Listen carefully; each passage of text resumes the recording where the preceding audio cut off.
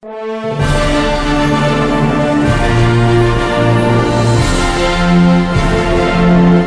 school football is on the air. HavenFootball.net is pleased to present tonight's Strath Haven football game.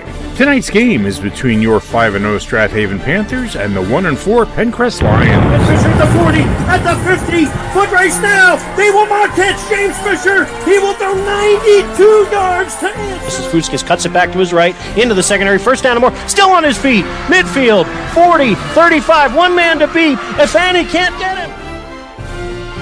Tonight's game is sponsored by the Swarthmorean Weekly Newspaper, true local coverage of Swarthmore, Wallingford, and surrounding neighborhoods. Published since 1893. Steve Taub's Allstate Insurance and Media. Auto, Home, and Life. You're in good hands with Allstate. AMF Auto Clinic, taking care of your cars since 1961. Located in Brookhaven on Edgemont Avenue. Sandy McCulley at Berkshire Hathaway Home Services and Media. Give her a call when buying or selling your home. Ducklings Early Learning Center in Wallingford. Daycare for ages 6 weeks to 5 years. Scarpagnato Plumbing. Over 20 years experience for all your plumbing needs in Wallingford.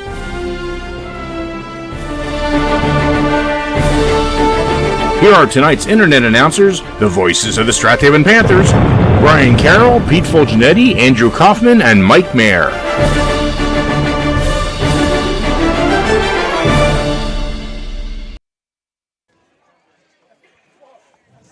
For years, Strath Haven and media have gone head-to-head on the football field, and for years, these current players have battled it out on the high school level, but for many years before that, they may have actually been teammates, whether it's through the Rose Tree Colts or Nether Providence and Aston Middletown Little League or Media Little League or anything else.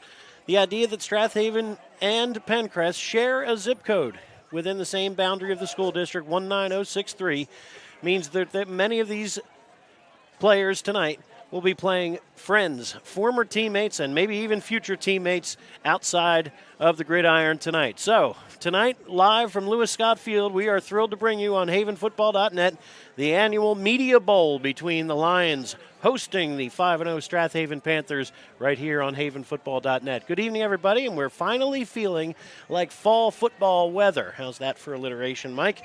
Yep. Just getting started here with the remnants of the leading edge of what was Hurricane Ian on its way up the East Coast. It's breezy, it's cooling off, and there's precipitation on the way. But in the meantime, over the next couple of hours, we are hoping for good football here in Week 6 of the high school football season here in southeastern Pennsylvania, and thrilled to bring it to you live or on the archive if you're checking it out some other time other than this very suddenly clear and cool Friday night. And Mike, we're past the halfway point of the season. The Panthers sit here at 5-0, looking to get things started quickly against Penncrest, who's struggled a bit this year when you look at the record.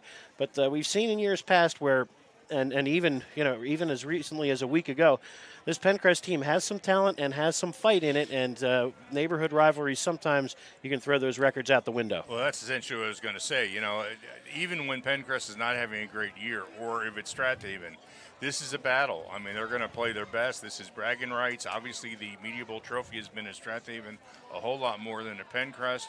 But, boy, when Penncrest does beat Strath Haven and gets to take the trophy home, it's just death for the Strath Haven players, no matter what the season is like.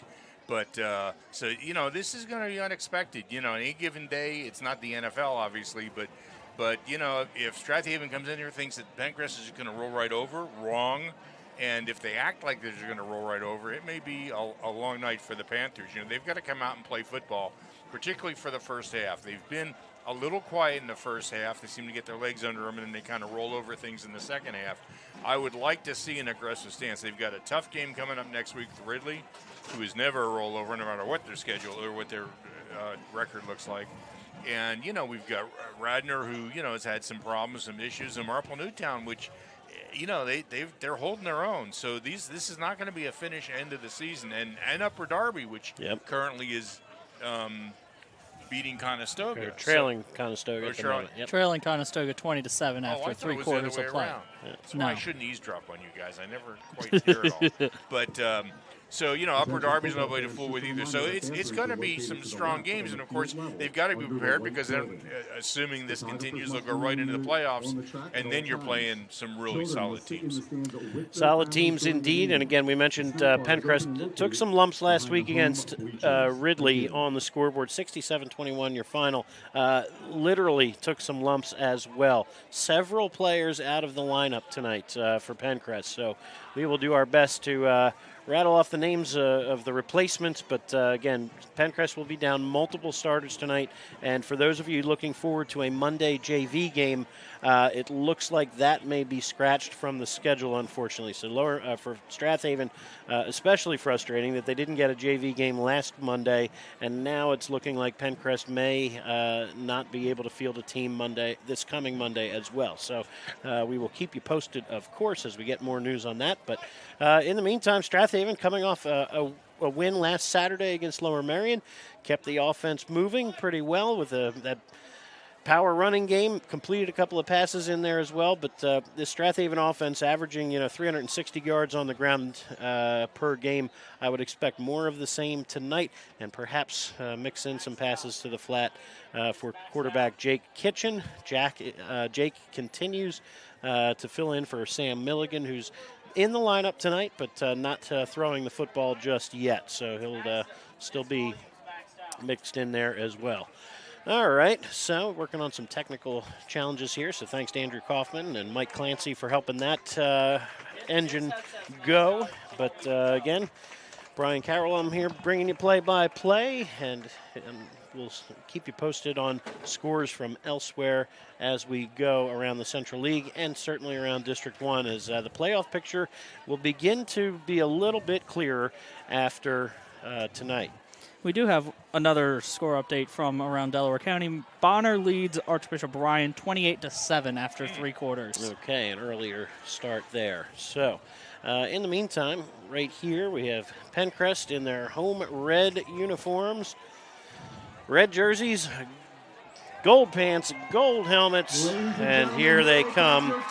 They're entering your picture right now if you're watching this from home, and make their way to the home sideline just below us. So thank you to Chip Ollinger and everybody here at Penncrest for getting us set up in the booth tonight. We were on the phone with each other for a good chunk of the day to say, well, there's rain in the forecast. What time do you think it'll start? We've been here in the past and dealt with rain, but with lots of electronics, we'd like to do it a different way if we can. And so thank you again to Chip Ollinger for making that happen, and certainly assistant coach for Strath Haven, Mike Connor, who said, yeah, I'll sit outside tonight. He likes being outside anyway, so he's sitting on top of the booth just above our heads. So, in the meantime, Strath Haven, we are waiting their arrival from the locker room as well. But, again, great night for football, and crowds starting to fill up here. This is a good turnout here at Penncrest for your 1-4 Lions against the 5-0 Panthers. But we'll keep you posted. They're getting closer and closer to kickoff. We'll try to keep you posted on another big game couple big games in the Central League that are expected to be pretty competitive tonight. On the road, Garnet Valley at Haverford. Try to keep you posted there. And thanks to our friends at MarpleNewtownFootball.com and the Tiger Radio Network, should hopefully get some Marple Newtown and Springfield updates as we go. So here's Strath Haven entering the field as well. They are in their road whites with the black numerals, silver helmets, and silver pants, led by head coach Kevin Clancy, coming off his 270th win at Strath Haven, 337 wins all time. He is amongst the winningest coaches in Pennsylvania state history and number 1 in Delaware County. Panthers, again, trying to move to 6-0. They are sitting atop the District 1 5A playoffs point standings at the moment, but neck and neck with Upper Dublin, and we'll go over more of that at halftime if we can. Right. At the moment, though, I think we are moments away from the national anthem here, Mike. I don't know. We look like we're about to play it, although no announcement yet. Okay. So when we're ready for that, we'll certainly go to a spot. Okay. What I was going to say was what was I going to say? I don't remember what I was Okay, well, one of the advantages of my age. We should have a couple hours to see if it comes back to us. So. Sure, it was brilliant. Totally confident. All right. Well, in the meantime, it should be a lot of fun tonight with the Media Bowl. Last won by Penncrest in 2015. A 9-7 victory for the Lions that night. They blocked a field goal on the final play of the game. I think it was the year before that where they actually, on this field, hit a field goal in the final seconds of the game to pull out a victory. So this is, we're a few years removed from that, but certainly in years past on our broadcast, we've had a lot of fun with this game, a lot of tight ones that went literally to the final play. So here we'll... I remember what I was going to say. Okay. Was that the Strath Haven band performed before the game started, so we will not go to them for a halftime show. We'll be doing it in the booth. Okay, you and Pete and Andrew will be chatting, and we'll have the sounds of the Penncrest band in the background throughout our halftime chatter, I'm sure. So the players are lined up awaiting the national anthem. I think we're about to get the announcement. Ready to get started here, but I think they're also waiting for maybe the Penncrest choir down on the track. Just to our left. Okay, might be singing and playing here. Yeah. All right, let's see. Or maybe just singing a cappella. Okay. It appears the PA announcer is looking down that way to try and get some indication of when we're going to get this national anthem underway. All right. Well, they actually have a few minutes. We're a little early. A couple other games in the Central League tonight. We'll see if we can get a score from Harriton at Radnor, Lower Merion at Ridley, which is Strath Haven's opponent a week from now. But we will take a short time out right now. Be back for the tail end of the Star-Spangled Banner and the opening kickoff of Strath Haven and Penncrest coming up in just a moment on havenfootball.net.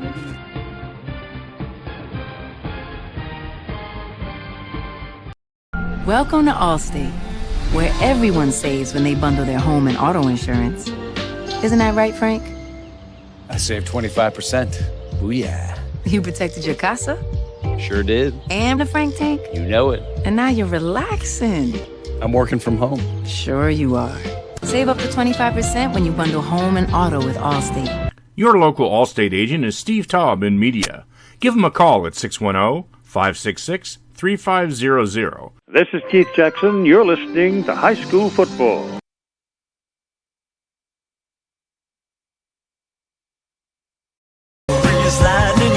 Your car is probably your second biggest investment, and AMF Auto Clinic in Brookhaven wants to keep that investment in tip-top shape. AMF Auto Clinic has been maintaining automobiles since 1961, and they take pride in their work and in keeping your car in perfect running order. From inspections to general maintenance and repair, you can trust your auto investment to AMF Auto Clinic in Brookhaven. Call for an appointment today at 610-872-2167. Hi, everyone. This is Greg Murphy from the Phillies broadcast team. We're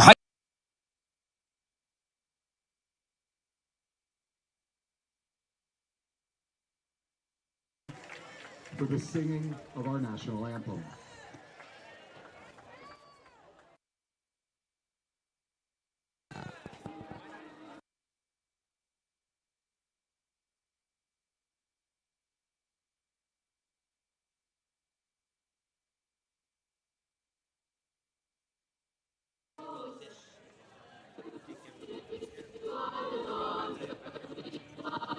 Was so proudly we hailed at the twilight's last gleaming, whose was stripes and bright stars through the perilous fight. For the ramparts we watched with gallantly streaming, and the rockets right glad, the bombs bursting in air. They through the night. The flag was still there. Oh, say does that star-spangled banner yet wave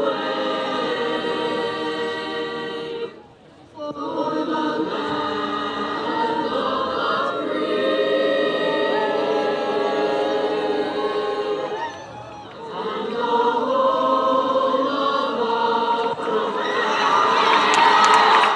That's the Penncrest Lions Choir performing the alma mater and the Star-Spangled Banner.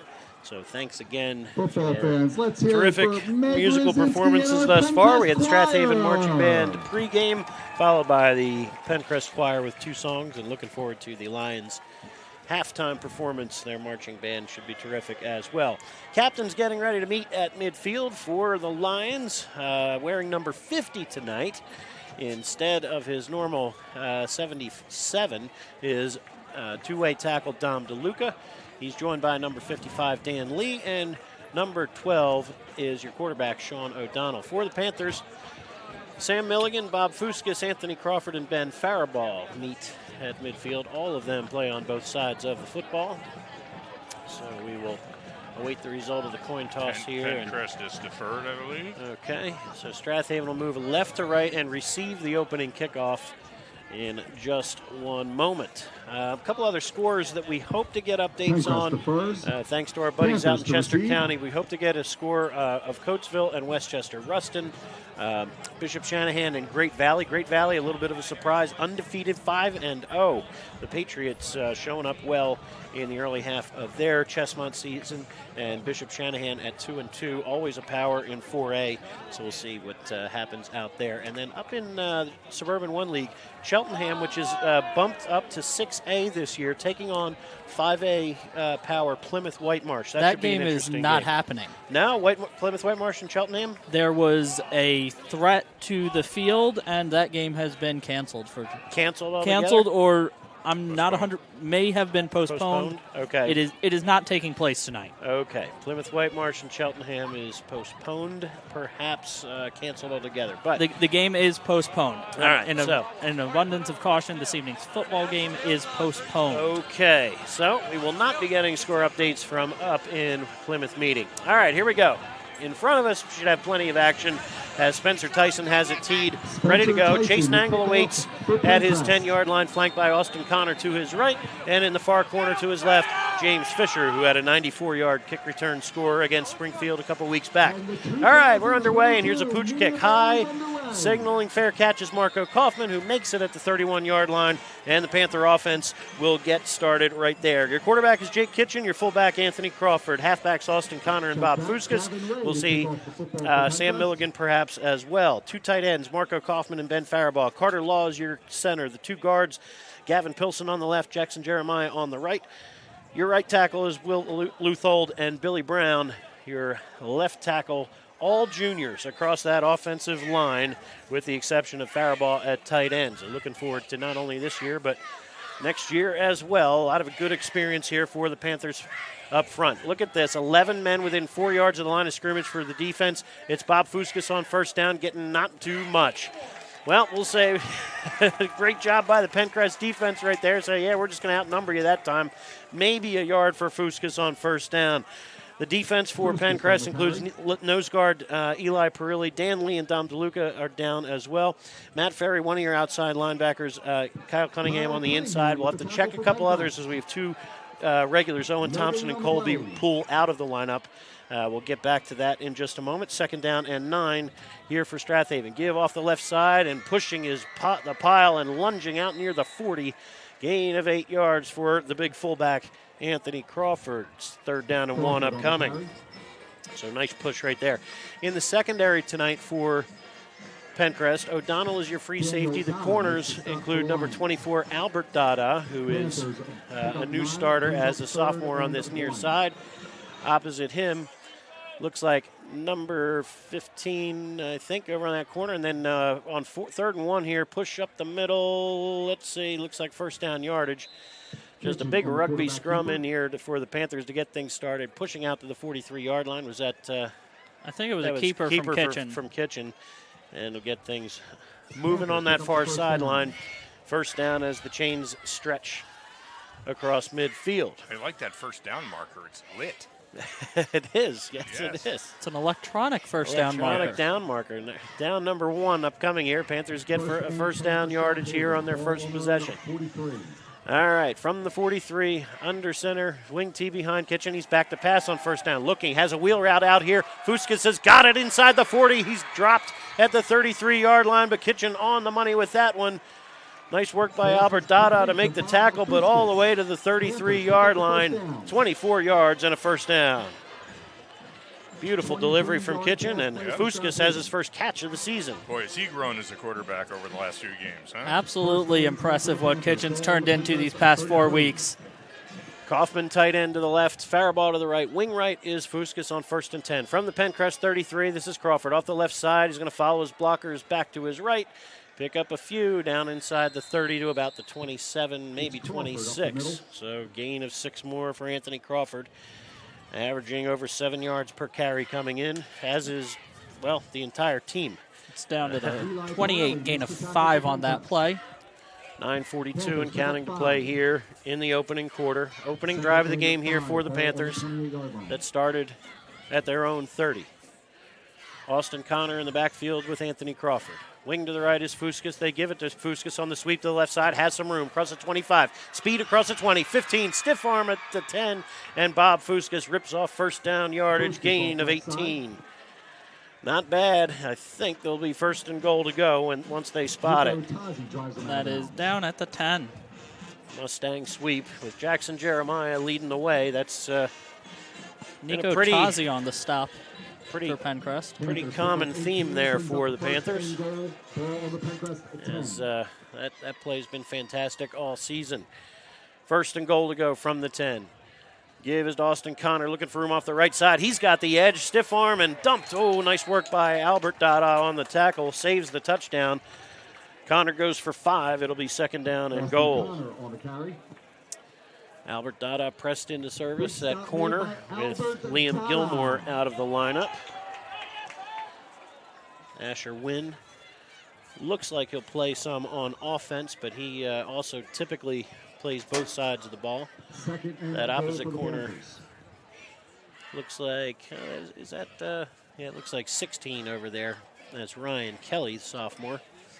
Here, second down and goal. Kitchen, under center, rolling to his left. Looking, now running out of time. He's going to be slung down for a loss. Dropped outside the 10 by Daniel Dada that time, the senior with the sack.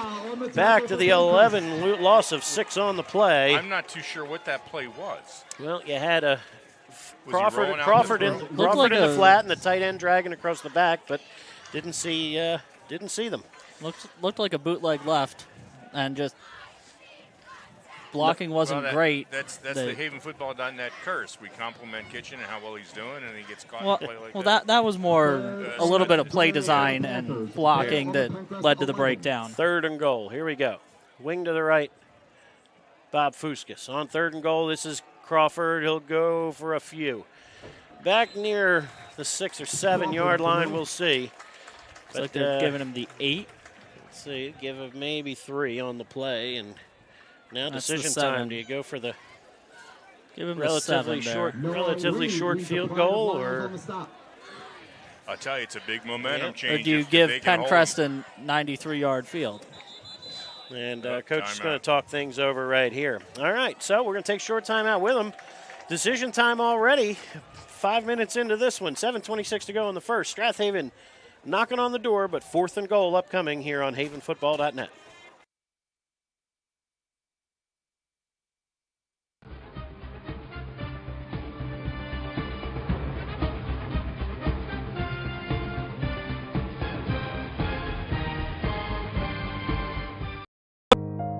Looking for pre-K childcare with an emphasis on learning? Ducklings Early Learning Center is available for children 6 weeks to 5 years old, within 1 block of Nether Providence Elementary School, on Moore Road in Wallingford. At Ducklings, our college-educated teachers create a safe, nurturing educational environment in our beautiful facility. Call Ducklings today for an appointment at 610-936-94. Strath Haven will go for it. Fourth and goal from the 7. They'll forego the 25-yard field goal try and line up with that wing T. Wing to the right. All 11 men at the line of scrimmage for the defense. Toss play to the left. Fuskas, they try to outnumber everybody to the corner. Fuskas diving for the pylon. He is short. Great job by the Penncrest defense. Daniel Dada again on the stop. Long field for the Lions here, but that's a victory right there for Penncrest, shutting down the Panther offense inside the 5. No doubt about it. No doubt about it. That can be a real momentum changer. We'll see what Penncrest can do with it. Of course, they're buried at their own 4-yard line, 2-yard line. Long field upcoming here for the Penncrest offense. Sean O'Donnell is your quarterback. Matt Ferry and Nico Tosi are your running backs. Asher Wynn is your wing back. We'll see who lines up. Probably Dada, but Albert Dada is your split end tonight. We'll get to the offensive line in just one moment. First and 10 from the 2-yard line.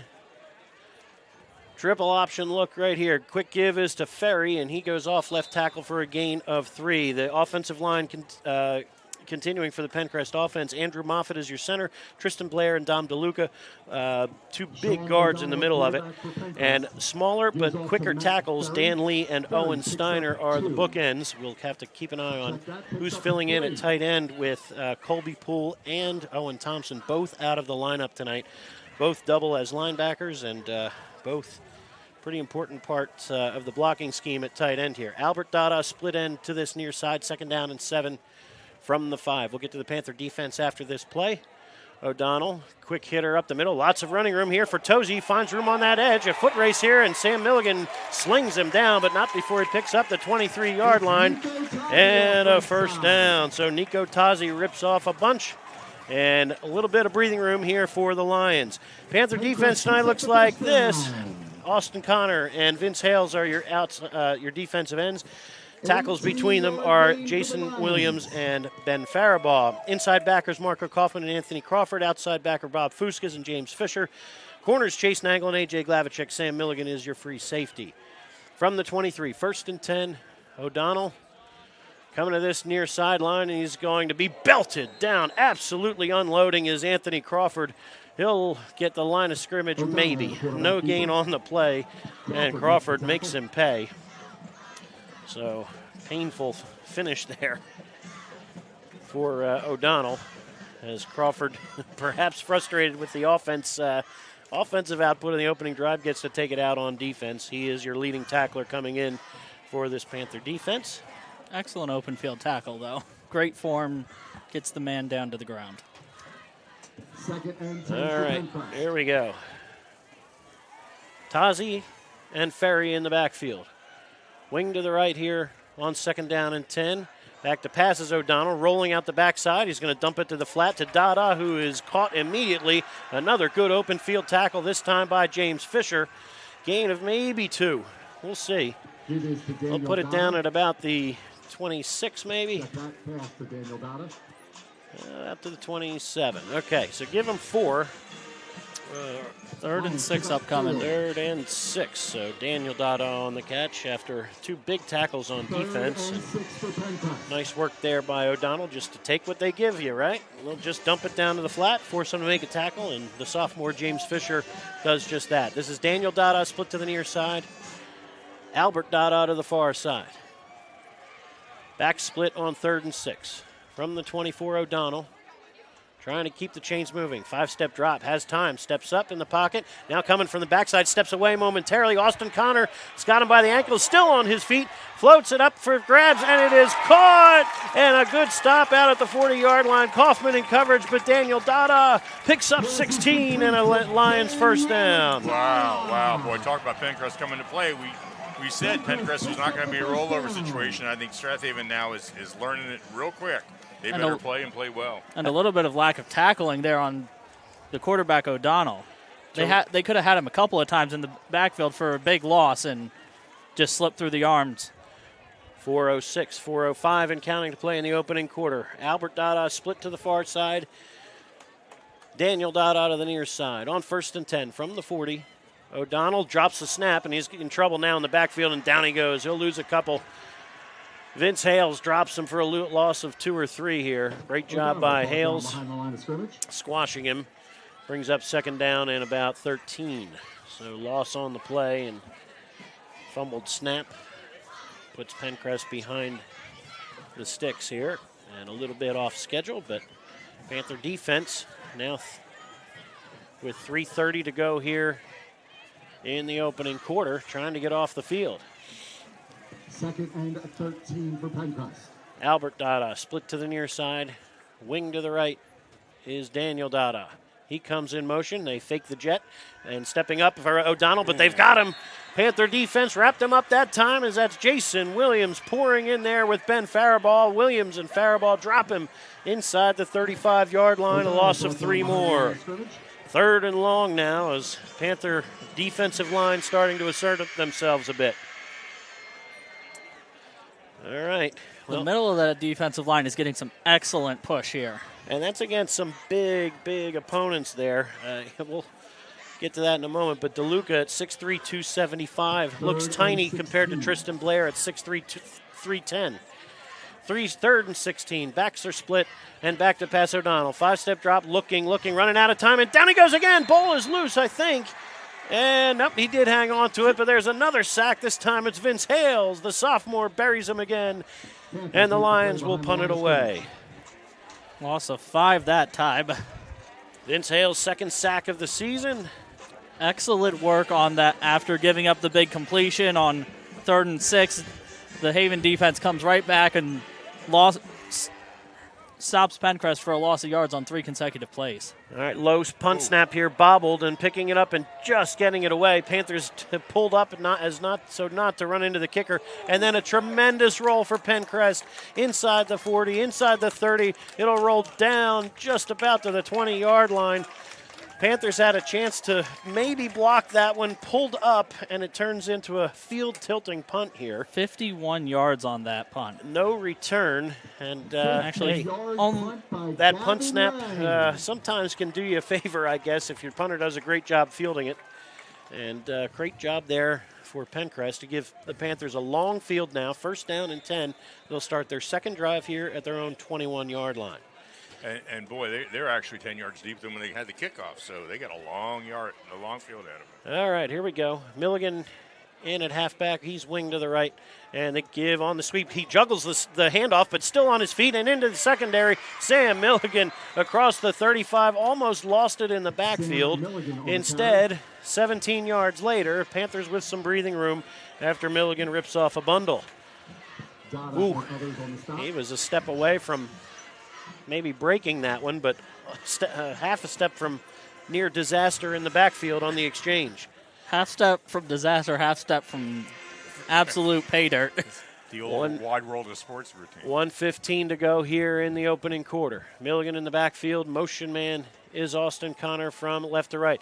Toss play to the near side. Anthony Crawford, head of steam, 45-50. He's pulling away now at 40-30, carrying tacklers still on his feet and dumped finally inside the 20-yard line to the 19. 43 yards later, Anthony Crawford has the Panthers in business. 63 yards on just 4 carries for the senior fullback in the early going here. 55 seconds to go in the opening quarter, and the Panthers maybe looking to punch one in here after some disappointment on their opening drive. And 43 on that carry right there. Here we go. 2 tight ends. Kauffman to the left, Faribault to the right. Give is to Austin Connor, looking for room on the cutback, and he's got a few more down to about the 12. Connor good for 7 more. 2nd down and 3 upcoming. Austin Connor, the Marquette lacrosse recruit. Again, just good, strong running. He's hard to bring down there. This whole backfield takes usually multiple tacklers to wrap them up. All right, 13 seconds and counting to play here in the opening quarter. 2nd and about 2. Give is to Milligan off the left side. Sees part, and he will cruise on in. Sam Milligan, what a great job blocking by the left side of that line. And with 3 seconds to go before the end of the first quarter, the Panthers strike quickly. Milligan in from the 12. Well, that was we gotta. What's the matter? My cat brown. Okay. Here we go. Okay, that's extra loud. Here we go. All right, Chase Nangle to hold on the extra point here. Ball spotted. Kick is away from Tim Steyer, and it is good. 7-0 Strath Haven. 3 seconds to go here in the opening quarter. Penncrest defense couldn't quite contain the Panthers on that one, but the offense about to get it back here when we come back in just a moment on havenfootball.net.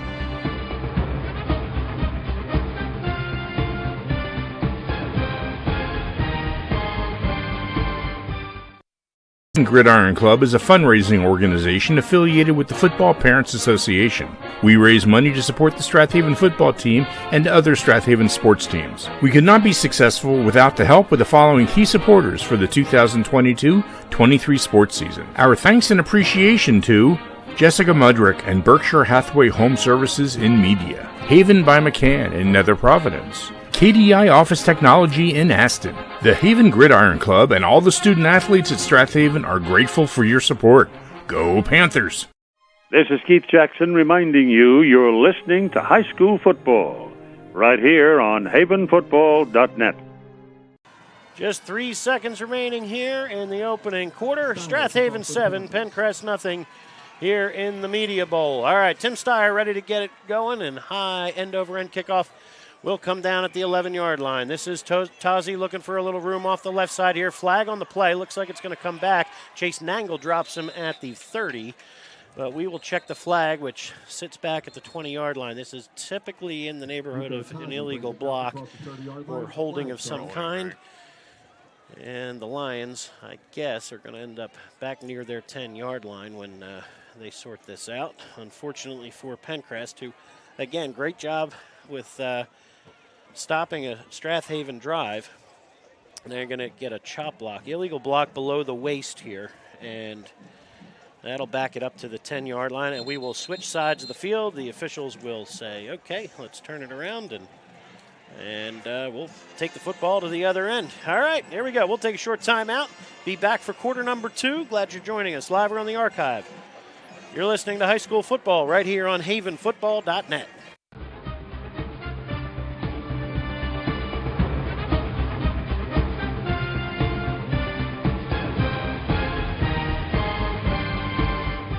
Are you looking to start an exciting career in the healthcare field? Then Keystone Quality Transport is looking for you. Keystone Quality Transport, the region's premier non-emergency medical transportation company, offers a full scholarship into a comprehensive emergency medical technician certification program. Would you like to obtain a National Registry Emergency Medical Technician certification and earn $20 per hour to start? Send an email to hr@kqthealth.com. Start your rewarding healthcare career today. I guess we're not switching sides on the start of the second quarter. All right, here we go.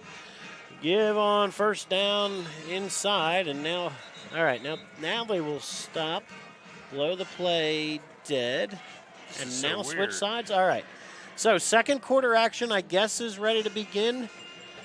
I'm not sure what the officials were sorting out there. We came to the end of the first quarter, did not switch sides. They ran one play at that end of the field, I guess because of the penalty on the final play of the quarter. But I never heard of that before. I haven't either, but very, very strange. Now the players will walk it down to the other side of the field and get the second quarter started. Brian Carroll bringing you play-by-play. Mike Mayer doing the color commentary, engineering the video. Andrew Kauffman, is doing the stats and other updates as well. Pete Fulginiti, as always, with the spotting, and we'll hear from him at halftime as well. So now they will run. They've reset the clock. So it's to 12 minutes to start the second quarter. But the down marker over there is going to show second down. Okay. So I do have a couple of quick updates. Springfield on top of Marple Newtown 7-0. Coatesville up on Ruston 14-0. And Kennett leads Innoboro 7-0. Thank you, sir. We'll keep you posted as we get on scores as we get them and as we catch our breath. So that was a no-gain play, so that was correct. Okay, so no gain on the carry by, I think, who was that? Ferry, I think, on the carry? We'll find it in film. Okay, we will find that one in film. All right, so down marker on the far sideline shows second down. We'll take their word for it. Second down and 10 for Penncrest, moving left to right here as now we start the second quarter. Wing to left is Daniel Dada. He comes in motion. And the give up the middle, and not much doing thanks to Anthony Crawford and Marco Kauffman for Matt Ferry.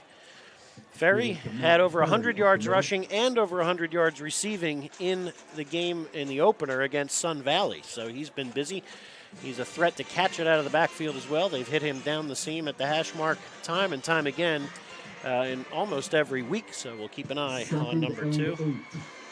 And now they're going to say, well, his second and 8? It might be third and 8. It's third and 8. Third and 8. Okay. All right. Receivers are split. O'Donnell under center on third and 8. Straight back he goes, looking out to his left, right, and now stepping away from trouble. Nope. They've got him wrapped up again. Ben Faribault has got him. Vince Hale's coming from that backside, pushed him right into the lap of Big Ben, and back to the 10-yard line they go. Loss of 2 more, and the Panthers with 3 sacks here in the early going. Had 4 sacks a week ago against Lower Merion, and now 4th down, and on to punt it away is Spencer Tyson, standing about 4 yards deep in the end zone. Chase Nangle at the 45 awaits with Evan Menaker. Good spiraling kick, angling towards Nangle. He's going to make the catch. The 45 bobbles it, but steps away from one man, two man. Nangle with a little nifty move to get away from three tacklers and take it down to the 31-yard line. Gain of 14 on the return after the bobble. And boy, short field here for the Panthers with 10:37 to go. Good kick from Tyson, but Nangle did well just to field it and get it moving in the right direction for the silver and black. All right, well, here we go. After a promising opening series for the Lions, which included a couple of pass completions, they've gone negative yardage 5 plays in a row. Here the Panthers 1st and 10 at the Lions 31-yard line. First down give, this is Nangle off the right side, inside, outside, and with some speed momentarily, and he lunges forward across the 25 down to the 24. Boy, he read that beautifully. He was supposed to go inside, saw there wasn't much there, and bounced it outside and made some yards. All right, Chase Nangle down to the 24. Give him 7 on first down. Second down and 3 upcoming. Panthers adding another senior to that backfield. With a quintet now with between Nangle, Milligan, and Connor from that other halfback spot. Second down and 3. Nangle one more time. Same play off that right side. Cuts it back, lowers the shoulder, and he'll be near first down yardage, maybe just a bit short. That time he was going to go outside and turn it inside. Not much doing as the Penncrest was ready on the edge there. Austin Connor checks back in. Nangle gets a breather. 9:40 and counting to play here in the first half. Strath Haven 7, Penncrest nothing, and the Panthers looking for more here on 3rd and 1 from the Lions 22. All 11 men in the box here for Penncrest. Gives to Crawford off the right side. He's going to step through a tackle across the 20 down to the 18, and that will move the chains. Gain of 4 more for Anthony Crawford. Leading the way for the Panthers at the moment, 67 yards on 5 carries. And the Panthers in the red zone for the 3rd time tonight. 1 for 2 there on the evening thus far.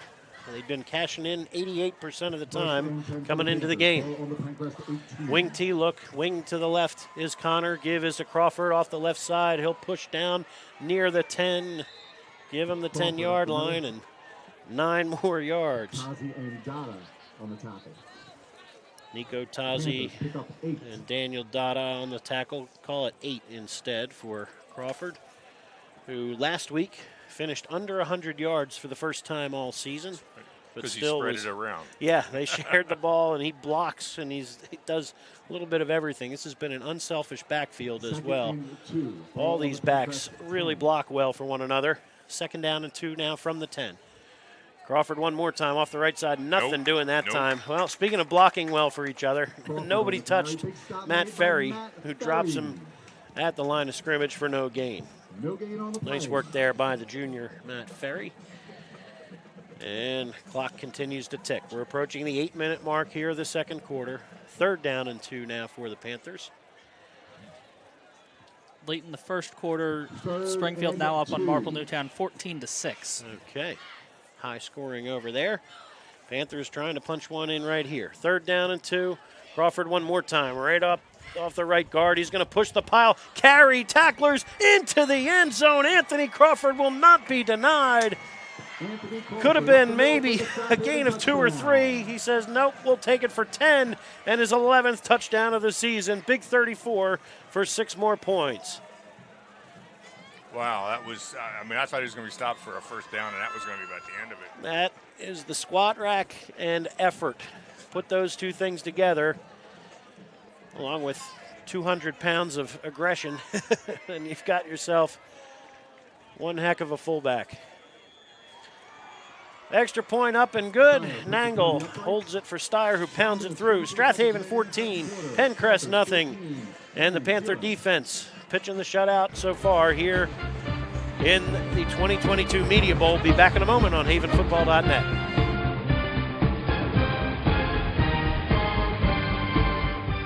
Selling or buying a home is serious business, and for serious business the key to your success is to work with an experienced agent. Sandy McCulley has over 20 years of real estate experience and is a seller representative specialist as well as a certified residential specialist. Sandy specializes in Delaware County real estate. Sandy conveniently works out of the Media Berkshire Hathaway Home Marketing Center in Media. Let Sandy's experience be your advantage in today's multifaceted real estate market. Give Sandy a call at 610-368-6641. This is Merrill Reese, voice of the Philadelphia Eagles, and you're listening to high school football right here on havenfootball.net. Welcome back to the 2022 Media Bowl. Strath Haven on top early, 14-0 with 7:44 to go here in the second quarter. Anthony Crawford's 11th touchdown of the young season. And again, he's gotten tremendous blocking all season. That one, he did a good bit of it on his own, carrying tacklers in from the 10-yard line for the 11th time all year. All right, Tim Steyer, high, end-over-end kick is going to come down at the 15-yard line, looking for some running room up the seam, and there's Crawford and Ryan Henry in on the stop, and getting up a little bit slowly, Nico Tazi, hopefully no worse for the wear here for the junior running back. Decent field position here for the Lions at their 31-yard line. And as I mentioned just shortly before the break, a couple of good completed passes. O'Donnell's 2 for 2 for 20 yards throwing it, but has been sacked 3 times already and had another negative run after a fumbled snap. So not much doing for the Lions offense in the run game thus far. They'll try it from the 31. Triple option look, motion from Daniel Dada, and ball on the ground again. They fumbled the exchange, and they'll lose maybe a yard here as Austin Connor there to cover O'Donnell in the backfield. All right, so they'll give him the line of scrimmage. Yep. Call it no gain as O'Donnell fell on the fumble. Second down upcoming. Just a hair over 7 minutes to go here before halftime. Lions trailing 14-0, but trying to get it going from the 31. Second down and 10. Wing to the right, Dan Dada. And they give the counter to this near side, and not much doing. Fisher and the linebackers there to wrap him up. Sorry, that was Big Ben getting off his block again. Say, that was fair ball. Defensive line penetration, yeah. No gain on the play for Tazi. Tazi into the lineup with the injury to Ethan Ryan, who's your regular starter, senior wearing number 26, but in street clothes tonight. And cannot stress enough how challenging that is. The teams at 5A, when you lose someone to injury, you're usually losing a guy that plays on 3 sides of the ball, really. Special teams plus offense and defense. Third down and 10. 2 receivers. O'Donnell back to pass. Looking. Has a little bit of time. Steps. Fires down the seam. Has Ferry. We mentioned it earlier. That's where they like to find him. Right up the seam he goes across midfield to the Panther 47. Sam Milligan makes the stop. But a gain of 22, and Ferry has the Lions on the Strath Haven side of midfield for the first time tonight. Well, I'm not too sure what coverage was supposed to be, but he found the gap among 4 defenders in the backfield and just sat there and waited on the ball. Good pass protection that time. O'Donnell did not hesitate. 5-step drop and just let it fly. Ferry ran under it. And the Lions in business now with 5:45 to go here in the first half.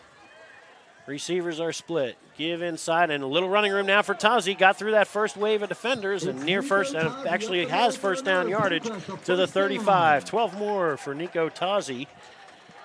Remember him from his Aston Middletown Little League days when I was coaching a bunch of little guys. They're actually twins. I'll send a shout out to the Mullen twins, sophomores now on the Penncrest team. They used to be part of the Machine Pitch Blue Jays back when they were 6. So, little Aston Middletown Little League trivia. Here we go, 1st and 10 from the 35. Split into the near side, Albert Dada, and give inside. Not much doing this time, and Vince Hales and Austin Connor swallow up Matt Ferry after a gain of just a yard. Second down and 9 upcoming for the Lions. Coach Paul Graham in his second stint as the head coach for Penncrest. Remember back to a 4-year stint in the late 2000s where he had back-to-back playoff appearances. That 2009 team was something fun to watch. Just a high-powered offense. We'll come back to that in a moment. But took over partway through last season as on an interim basis and has stuck on now. Calling that triple option offense here on 2nd down and 9. Option keeper to this near sideline, looking for room is O'Donnell, and he is dumped.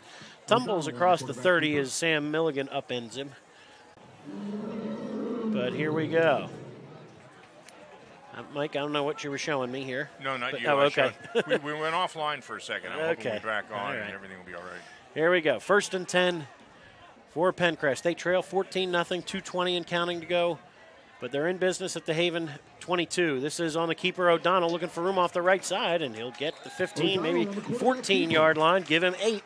That triple option starting to find a couple of gaps here on this drive, and O'Donnell picks up positive yardage for the 2nd carry in a row. Strath Haven defense on its heels here. Remember, Penncrest will get the football to start the second half. So, hey, they punch it in here. We have ourselves a ball game coming out of the halftime locker room. 2nd and 2. Panther defense trying to get something slowed down here on 2nd down and 2. O'Donnell. Quick give inside. Tazi going nowhere. Fuskas and Faraball there to meet him almost immediately. Something wrong with the handoff on that play. Yeah, you got Jason Williams in your lap. Doesn't make it easy. Nope. Loss of a yard on the play for Tazi, and it'll bring up 3rd down and about maybe 2 or 3. 3rd and 3 I've got. Okay. They need Clock to ticks. get the 12. 3rd and 3. Clock continues to tick. 1:10, 1:09 and counting to play here in the first half. 14-0 Strath Haven. Penncrest knocking on the door on 3rd and 3. From the 15, O'Donnell, option to the left side, is going to keep it momentarily, and he's stopped. Thought he might pitch it there. Panthers played it well and had nowhere to go. No gain on the play. 4th down upcoming. 4th and 3. Jay Curtis checks in at defensive tackle, and we're going to have a timeout for Penncrest to talk it over. Be looking at a 32-yard field goal or perhaps 1st down yardage if they can drum up a play right here. Take a short break. Be back in 30 seconds. Panthers and Lions in the Media Bowl when we come back on havenfootball.net.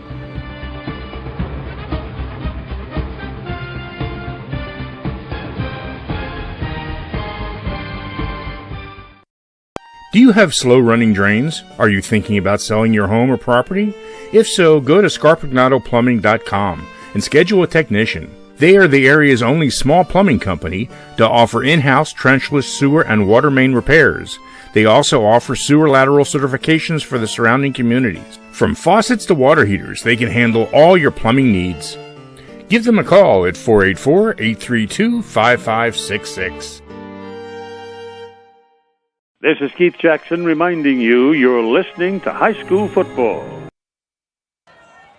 Welcome back. 4th and 3 here for the Lions. Panthers show blitz. Option to the right side. O'Donnell looking for room. Has a 1st down as he spins to the 11-yard line. That'll stop the clock momentarily while they reset the chains. But O'Donnell picks up 4. Nice work by the right side of that Lions line.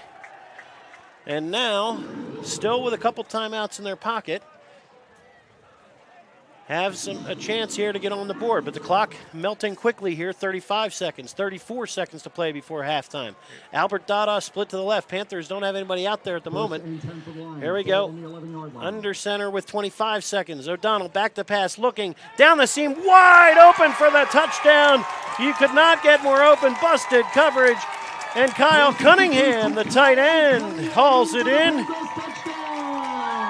The sophomore just left alone at the hash mark, and with just 22 seconds left, a very promising drive for Penncrest. Absolutely. Finds its way to the end zone. On for the extra point is Spencer Tyson. Matt Ferry will hold. Ball spotted, kick is away, plenty long enough, but pushed it. He hooked it to the left, so extra point no good. We'll take a short time out. The Lions still roaring on their home field tonight. Panthers will see if they can answer with very short time left late in the second quarter. Be back in a moment on havenfootball.net.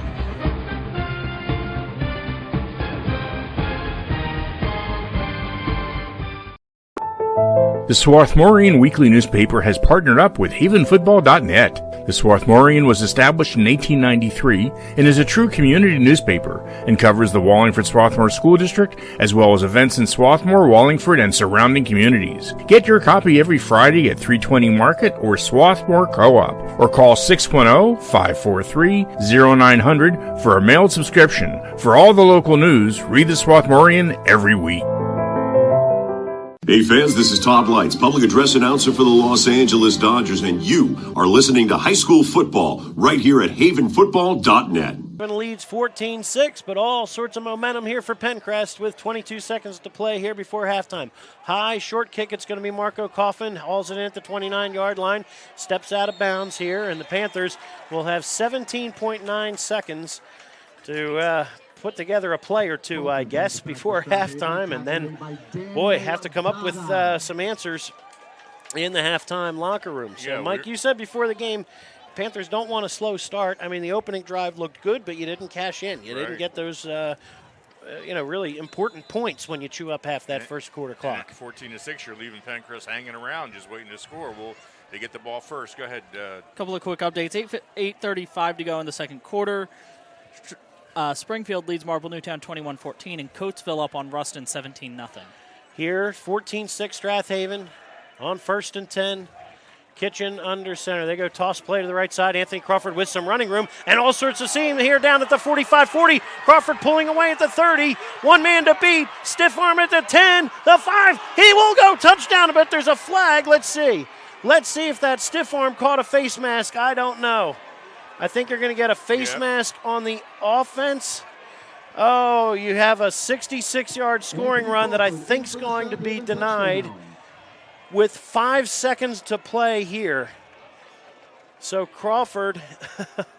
The signal is face mask. They haven't indicated direction yet. Yeah, but nobody signaled touchdown. That's the clue for me. Yeah. And what a shame, because Crawford with that stiff arm at the 10-yard line got himself into the end zone, but seemed to get a piece of the face mask. And more importantly for the Panthers now, with just 5 seconds to go, you probably have one play. One play from the 10 before halftime, and you're kicking it to Penncrest coming out of the locker room. So give Crawford 61 on the run. 66. Well, 66 would have gotten into the end zone, minus the – it was from the 29, wasn't it? Or was it the 34 that was the return? Where are they going 34. with that? 15? Yep, all right. So now you're at the 15. 15-yard face mask penalty. So now what do you drum up here? 5 seconds. The Panthers are going to have to take a crack at the end zone here. So 61-yard run for Anthony Crawford. Wonder if you could run that same play again. Well, I mean, they could open it up like that. He was wide open for the first 15, 20 yards. Crawford, 146 yards rushing unofficially in the first half here, and a Panther touchdown. So the Panthers have done a lot of things right, but just a couple of things that didn't quite turn out the way they wanted.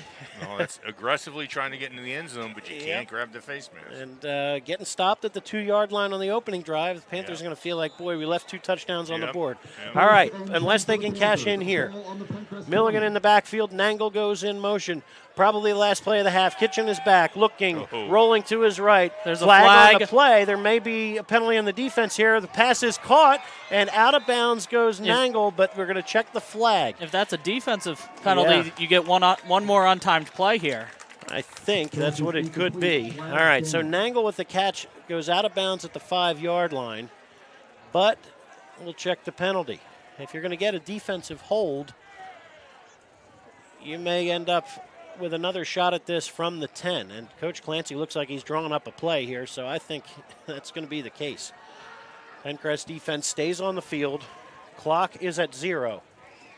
So this would be one untimed play if, in fact, we have a defensive penalty. So Coach Clancy gets an explanation. And would that would that cancel out the play, or would they add that on to the end of the run? So you get half the distance. The explanation here. Yeah, and if they don't take the penalty, the clock's out. Coach Clancy looks frustrated. I think you're going to get a penalty. This must have been, they still have not signaled anything. Coach Clancy can't believe it. So let's see, what was the signal? They pick up the flag. Ouch. All right, well, gain of 15 on the pass to Nangle, and that's it. will do it for the first half. The Panthers could not be more frustrated here. They've left, well, 2 big scoring chances on the board, and we have ourselves one heck of a ball game here in the 2022 Media Bowl. So we will take a short timeout, see what we can drum up at halftime. It'll be Pete, Andrew, and Mike doing some chatter, and we'll see if we can work the scoreboard from elsewhere. Be back in just a moment. Glad you're listening live or on the archive on havenfootball.net.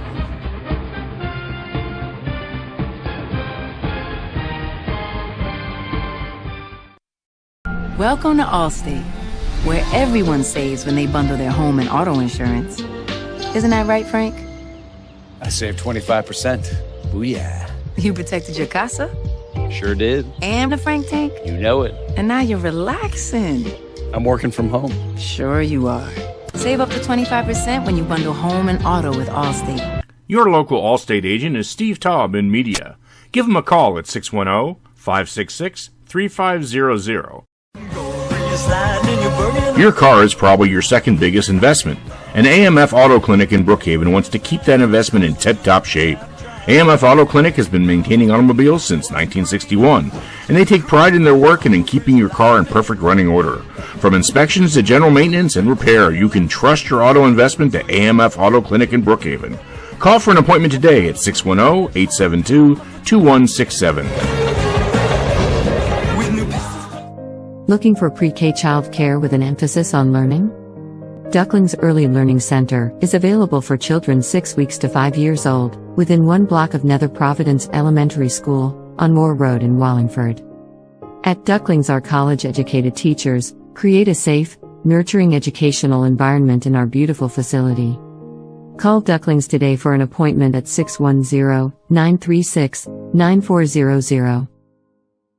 This is Merrill Reese, voice of the Philadelphia Eagles, where high school football never sounded so good, right here at havenfootball.net.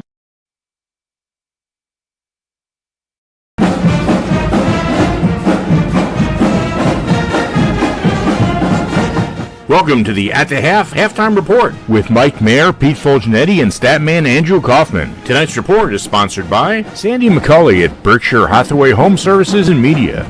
Give her a call when buying or selling your home. And welcome back. We are at Penncrest High School, home of the Lions, and this has been a good game, much better than expected as you're brought back into the booth. Penncrest Marching Band is taking the field. So we're going to do our regular halftime show. The score is currently Panthers 14, Lions 6. Panthers have probably at least 2 more scores they could have gotten. They should have had. They couldn't make a first down by the 2-yard line. Couldn't punch it in, or they couldn't get it wasn't a first down, it was a touchdown. Then they made a play where they were right there and could have made another score, and nothing happened. So, and they've had some nice long plays, and they've definitely dominated the field. But Penncrest turned around and made an excellent march, some great passing, some broken coverage actually for Haven. So it's been an interesting first half. I've been concerned for several weeks now that Haven seems to get started kind of late. We'll see whether they come back in the second half and kind of blow doors out. But in the meantime, Pete, what's been your thoughts? Well, when you see this first half and you see the score 14-6, you know, everybody else is probably saying, "Wow, what a barn burn we got." But they should have 28 points on the board. I think they were, like you said, they were down to the 2, didn't score.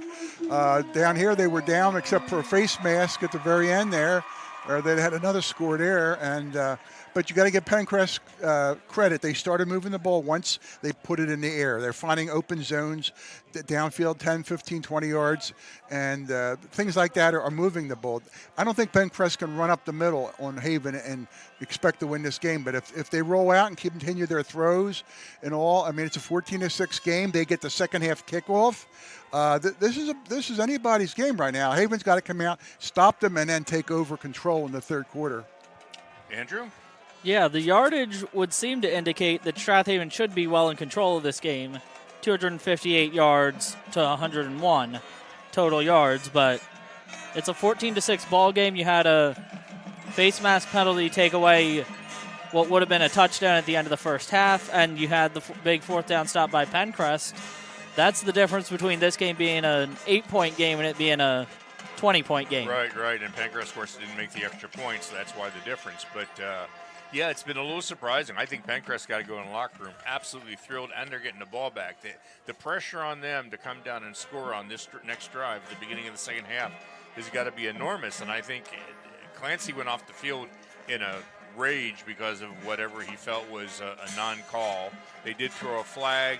And then decided to pick it up. They decided to pick it up, but we don't know what the potential call was. And, of course, with a defensive penalty at the end of the first half, that would have given them one free play, and they were down at the 5. They were down at the pass went to the 5, so they would have probably gotten half the distance tacked on, so they're at the 2.5-yard line. But the flag was early, so if it had taken place, it might have been an option. But they'd still get the penalty, but they may just get the yardage from the flag. I think they would have. It depends on what it was. Right. We don't know that, obviously. It appeared to be in the backfield. It was a couple yards downfield. It was about the 15-yard that the flag landed. Okay. I thought so it was almost certainly a defensive penalty and probably an illegal contact or something, and that would get tacked on regardless of when it occurred. Okay. So that would get tacked on half the distance to the goal with the ball being less than 10 yards from the end zone. I believe in this third quarter, Strath Haven's going to come out of the locker room a little bit, excuse my expression, pissed off. They really are, because they should be ahead by more than this. And I know that, especially Anthony Crawford, when we were watching him, he was so into tackling and running and doing all this, and there's not much to show for it on the scoreboard. So expect Haven to come out strong and try to, keep the Lions from scoring. And then once they get the ball, look out. I think they're going to really roll on the runs. Well, the first order of business, see if Haven can stop Penncrest. I mean, Haven's had an excellent secondary in between the pass rush and the secondary. They've really prevented some decent throwing teams from really doing much with them. But, boy, Penncrest is really picking them apart here. I mean, 5 for 5. They haven't attempted all that. They've wanted to pass more, but the pass rush has been excellent tonight, and that's prevented a couple more passes from being thrown and possibly a worse completion percentage for Penncrest. But it did give them the drive for 6. So yeah, they have been excellent through the air, and they've taken advantage of some of Strath Haven's weaknesses You know what? are. Excellent, Andrew. When the Penncrest quarterback rolls out, he's buying extra time, and that extra time is getting his receivers in those open zones at downfield, and that's what they're doing. So you got to come some way, keep the quarterback in that pocket. Don't give him the time to roll out. Put pressure on him, and then that way he doesn't have the time to see those guys downfield. What's the time of possession, Andrew, for the first half? Do you have that? First half is Penncrest has a big lead, 14 minutes, 22 seconds to just 9.5 minutes for Strath Haven. Because Haven's had some big plays. So Strath Haven has had a number of big plays. On first down, Strath Haven's run 10 plays on first down. They're averaging 18.2 yards a play on their first down plays. All right. Well, let's before we get excited about the Eagles, let's get depressed about the Phillies. I mean, boy, what on earth is going on with them? No bats. 5 games in a row. 4 games. 5 games in a row, actually. They put up some runs this afternoon. Yeah, today. The other night, last night when I was watching, I said to my son Brian, we're watching the game. I said, look at their faces. They look like they're tight. They look like they're really pressing. They're squeezing the bat a little tighter. The double play sometimes there's a little bobble in it. They're just pressing because they know they're so close to this. But that win this afternoon was big. I don't know what they're doing in the game 2 tonight. They aren't playing it. They aren't playing it. It's been postponed to tomorrow. Yeah, it's raining there. Okay. It's not raining there. But they thought it might be. They thought it might be, so they postponed. Well, they should have called me. I'm the weatherman. That's right. That's right. That's how I always rely on, except I send texts out, and he doesn't respond to them, so I don't know what the heck's going on. But in any event, we were afraid of rain tonight. So far, we've been lucky. Absolutely beautiful night for football here. Yeah, so far it's been moisture-free, so either that means it's going to pour in another 10 minutes, or we'll get out of here with decent weather. All right, guys, let's talk about the big game this Sunday. Or how about the big win on Monday night? We can talk about that, too. Last Sunday against the Commanders. Yeah, the only 9 sacks for that Eagles defense. Yeah. Very impressive. Well, as I said, Carson Wentz likes to hold on to the ball, and they knew it. He fumbled his 69th fumble in 88 games in his career. One thing it's not a question of if he's going to fumble in a game. It's when is he going to fumble, and is it going to cost the team that he's playing for? Let's not make this the Carson Wentz hate show. Let's just, he's it's not had a hate. tough time. It's not hate. It's just facts. Right. What he the Eagles, doesn't protect the football. What they have to do is also score some second half points.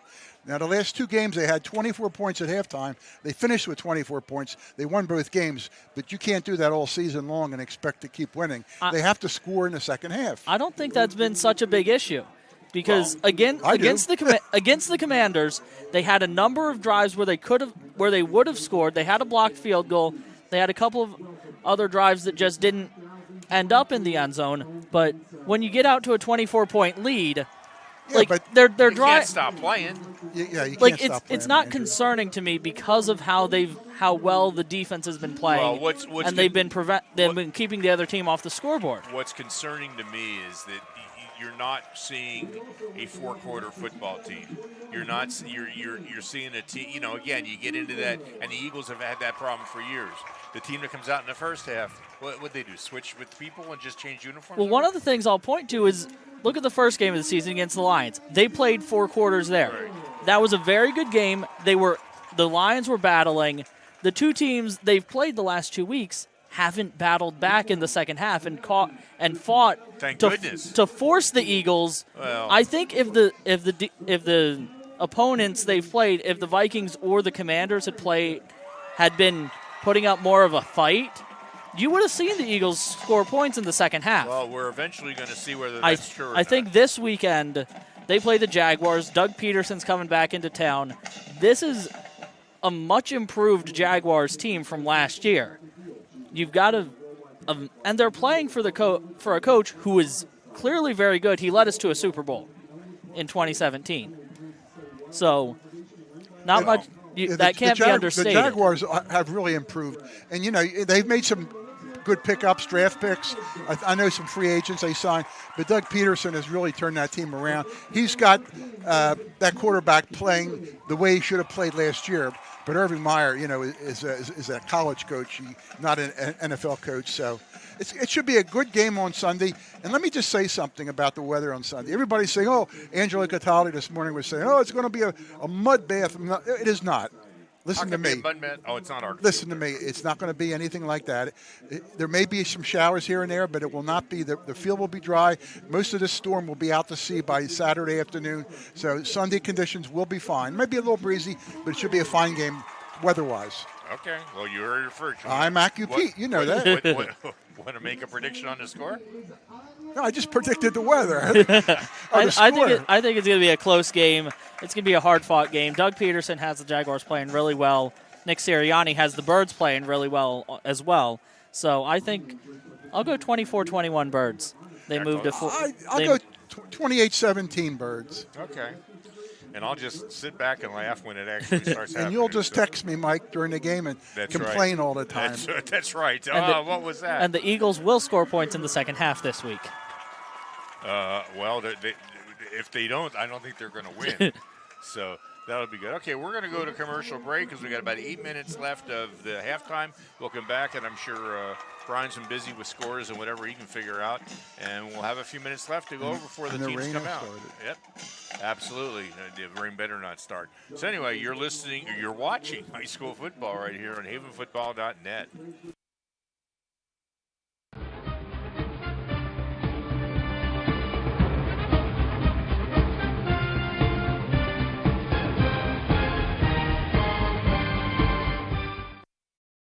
Do you have slow-running drains? Are you thinking about selling your home or property?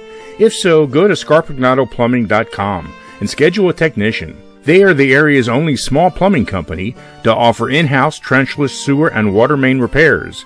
They also offer sewer lateral certifications for the surrounding communities. From faucets to water heaters, they can handle all your plumbing needs. Give them a call at 484-832-5566. Selling or buying a home is serious business, and for serious business the key to your success is to work with an experienced agent. Sandy McCulley has over 20 years of real estate experience and is a seller representative specialist as well as a certified residential specialist. Sandy specializes in Delaware County real estate. Sandy conveniently works out of the Media Berkshire Hathaway Home Marketing Center in Media. Let Sandy's experience be your advantage in today's multifaceted real estate market. Give Sandy a call at 610-368-6641. Welcome back to the second half of tonight's game. Tonight's game is sponsored by the Swarthmorean Weekly Newspaper, true local coverage of Swarthmore, Wallingford, and surrounding neighborhoods. Published since 1893. Steve Taub's Allstate Insurance and Media. Auto, Home, and Life. You're in good hands with Allstate. AMF Auto Clinic, taking care of your cars since 1961. Located in Brookhaven on Edgemont Avenue. Sandy McCulley at Berkshire Hathaway Home Services and Media. Give her a call when buying or selling your home. Ducklings Early Learning Center in Wallingford. Daycare for ages 6 weeks to 5 years. Scarpagnato Plumbing. Over 20 years experience for all your plumbing needs in Wallingford. Here are tonight's internet announcers, the voices of the Strath Haven Panthers, Brian Carroll, Pete Fulginiti, Andrew Kauffman, and Mike Mayer.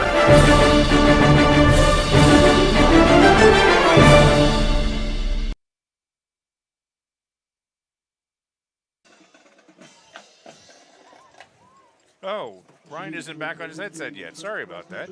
I'm bringing you back. Brian, you want to go ahead? Sure. We were just checking a couple more scores at halftime, so thanks again to Pete, Andrew, and Mike for talking about the game in front of us. But in and around District 1 and District 12, a couple of final scores. Conestoga knocks off Upper Darby tonight 20-7. That was a 5 o'clock kickoff earlier this afternoon. This is going to be something to watch for Panther fans the rest of the way. Every team that Strath Haven has played this year, you really want to become a fan of, that they continue to win games. It piles up power points for playoff seeding and so forth. So speaking of, a tough game tonight on the road for Kensington as they take on George Washington. Kensington pulls it out 30-22, knocking off 4-1 George Washington. So moving to 4-2 are the Tigers of Kensington. That's a great sign there for the Tigers, and certainly the schedule coming up. They've got another tough game with Belmont Charter in a couple weeks. But that's a team that could win 7 or 8 games this year, I think, pretty safely if they keep playing the way they did earlier today against GW. So congrats to the Tigers there. All right, now, closer to home, back in District 1. Coatesville leading Westchester Ruston 17-0 last we heard. Up in the Suburban 1 League, undefeated Upper Dublin, who is currently tied with Strath Haven at the moment. They lead Council Rock North 34-0. Kennett 14, Interborough 7 at halftime. So Interborough hanging tough with Kennett, both of them 3-2. This would go a long way for Interborough to pull that one out and really give them a big jump in the 4A playoffs standings. Pope John Paul leading Pottsgrove 15-0. Wissahickon trailing Springfield Montco 14-6. So Wissahickon looking for their first win on the year, but trail at the moment. Now, much closer to home in the Central League, couple scores of note. Marple Newtown scored late in the second quarter, but misses their 2-point conversion try. Springfield 21, Marple Newtown 20. Andrew keeps waving at me. Give me a minute. I know you have updates even since I've shut it off. Garnet Valley leads Haverford at halftime 13-7, so a tight one as expected. Garnet Valley came into this one banged up on the offensive line, and it's showing. They're not piling up the offense, the yardage on the ground that they normally do. Haverford playing them tough. That's a 6-point game as we speak. Radnor all over Harriton 26-6 at the moment. We do not have a Lower Marion and Ridley score. All right, Andrew, I'm sure you have updates in between. Yeah, Springfield now up 28-20 on Marple. They score a late touchdown to give them an 8-point lead, and Ruston's punter gets a snap and takes it on a knee at the 8. Coatesville cashes in 24-0 there with 90 seconds to go to the half. Coatesville has touchdown drives of 14, 8, and 8 yards and a 3-yard pick six. Okay, so Ruston having trouble moving the football right now. That's another team that is banged up on the injury front as well. And, you know, in talking to Jim Connor before the Lower Marion game last week, he made a comment that could hold true for almost every team, whether it's 5A, 6A, but especially in the 5A and 4A where you have fewer kids on the roster typically. He said, look, we're 2 or 3 injuries away from being a very average team. And you could say that across the board and you know, you look at Penncrest tonight with, 8 or 9 guys who typically contribute on Friday nights out of the lineup tonight. For them to be in a one-score game at halftime, they have to be thrilled with where they are. They're within striking distance. They have the ball coming their way, coming out of the locker room here in a moment. So lots to be excited about. On the field in front of us, it's homecoming here at Penncrest. So the homecoming king and queen being crowned here in front of us. So good crowd on hand, lots of energy here at Lewis Scott Field, and we're thrilled to bring it to you. Playoffs, we're really just over the hump at the halfway mark. There's still, after tonight, 4 more regular season games to be played, so lots can change, obviously. What we will do sometime after this weekend on havenfootball.net, we will begin our projections. They are simply that. They're only projections. It's just a little bit of fun that we try to add to the website in the final 3 to 4 weeks of the season, taking guesses on where teams may land or how it's shaping up for the 5A District 1 playoff picture. Right now, Strath Haven and Upper Dublin sit atop of that picture. Right now, Strath Haven and Upper Dublin leading at halftime, so, hey, things are going quite well. But there's a lot more to it than just wins and losses. You could have multiple teams that finish undefeated, for instance, but some might be ranked well ahead of another based on the PowerPoint system. We'll try to explain that and a little bit more on the website in the days ahead, but probably later next week, maybe next Thursday or so, we will float out there a couple of ideas to say, hey, if the Panthers take care of business every Friday night between now and Halloween weekend, this is where they might land in the playoffs. And again, Coach Clancy, that would drive him crazy. He will not be pleased with that, saying, hey, it's 1 week at a time. Next week we worry about Ridley, and so on and so forth through the end of the regular season, which will be in Week 10 against Marple Newtown on the road. That should be a good one as well. But lots of football still to be played, and certainly here in front of us as well. The Panthers are warming up over in the end zone, and so is Penncrest as the band continues their set. But we're just a few minutes away from getting things started once the band finishes. Go ahead, Andrew. We do have a halftime update. Ridley leads Lower Merion 21-0. Okay. And also at the half, Unionville up on Chichester 10-0. All right. Unionville. All right, let me say a quick word too about when you're watching, because we will publish obviously the Daily Times top 7 for Delaware County. We'll publish other people's max prep, whatever. We publish different ratings as to how's the Strath Haven looks compared to other teams in the county and in the state, that kind of thing. And you should understand that when it comes to the PIA system, that is simply a win-loss situation. There's PowerPoints for other teams, for teams you've beaten who have also beaten other teams, but they don't care how well you played or how close it was or anything else. All they care about is win-loss, and that gives you the actual playoff standing as to how you're going to be seated. When you see the Daily Times come out with the top 7 or Max Prep, they're actually, to some degree, watching the game, looking at how much you beat a team by. So if this stays close tonight and Haven comes away with a win, but it's only by a score or 10 points, that may knock them down a little bit in people's estimation as to how good a team they are. Because most people would have thought that they should, if you looked at the Daily Times today, would think that they would, pretty well clobber Penncrest. It'd be a 4 or 5 score game for Haven, and that would be the end of it. So the fact that it's this close has some ramifications in the individual outfits' ratings as to how they see the top teams in the league. And I just wanted to point that out because people will look at it and see no change in the PIA rating and say, yeah, but Haven may have dropped to 6th or something on the Daily Times rating. Well, right. They're kind of rating different things. Right, exactly. So the PowerPoints is where we'll play into the District 1 seeding, and whether you win 21-20 or 81-20 makes no difference. Margin of victory, not an issue. Points scored, points for, points against, not an issue. But again, we'll talk more about that in the weeks ahead.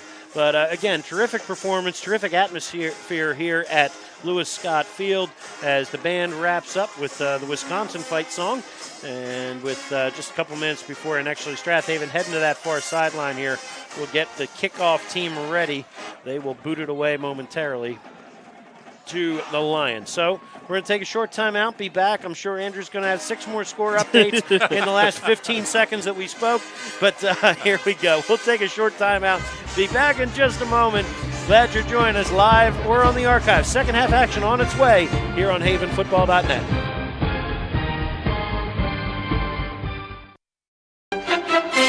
After the game, don't forget to check out the best high school football website, havenfootball.net. You'll be able to check scores around the Central League, as well as key teams throughout Pennsylvania in the PIAA system. havenfootball.net for great game statistics and articles. If you're into Haven football, or simply high school football, there is no better place to be than havenfootball.net.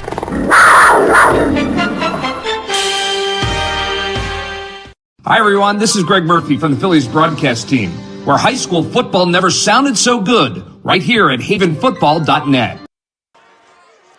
Welcome back to Lewis Scott Field here in Media. Penncrest High School homecoming night for the Lions, and they are in a battle here for that Media Bowl trophy. It's been down Route 252 a few miles since 2015, but the Lions trying to turn the tide here right away as they start the second half with the kickoff heading their direction. So the band finishing up their halftime set. It was fantastic. The coaching staff helping to clean up some of the props, and we'll be ready for some second half football here in just a moment. So Tim Steyer brings the kickoff team out to the 40-yard line, and the Lions will receive. See who they send back to return here. Coach Graham barking out orders. And Andrew, are you going to tell me Coatesville just scored again? Yes, they did. How would I have guessed? In the final 21 seconds, they complete a 30-yard pass and then a sneak, 31-0 with 12 seconds to play. And at halftime, Garnet Valley leads Haverford 13-7. All right, so Garnet Valley and Haverford, that score has stayed the same into halftime. Coatesville starting to pull away further from Ruston. All right, standing deep to return the kickoffs. Nico Tazi and Sean O'Donnell. Daniel Dada waits at the 30-yard line. Matt Ferry on the opposite sideline as well if they go with a sky kick. Here, high end over and kick. Steyer drives Tazi all the way back to his 4-yard line. Off his kneecaps. He has trouble with it. Picks it up finally at the 2. He's got a bunch of white shirts in his face, and they sling him down. James Fisher buries him inside the 5 at the 4. Tazi tried to pick it up without getting his eyes on the ball, and the Panthers make him pay. I guess forward progress will give him the 5, and a long field to start here for the Penncrest offense. They've had one long field tonight, and they did pretty well with it. Yeah, well, in defense, it is raining here now. It's just a drizzle, but it's that ball's probably a little bit slick. The field's a little slick. So, Sean O'Donnell, 5 out of 5 throwing it in the first half for 63 yards and a touchdown. He has a receiver split to the far side, to the left of the formation. That's Albert Dada. Daniel Dada, wing to the right. 2 backs behind him. Give is to Ferry up the middle for a couple.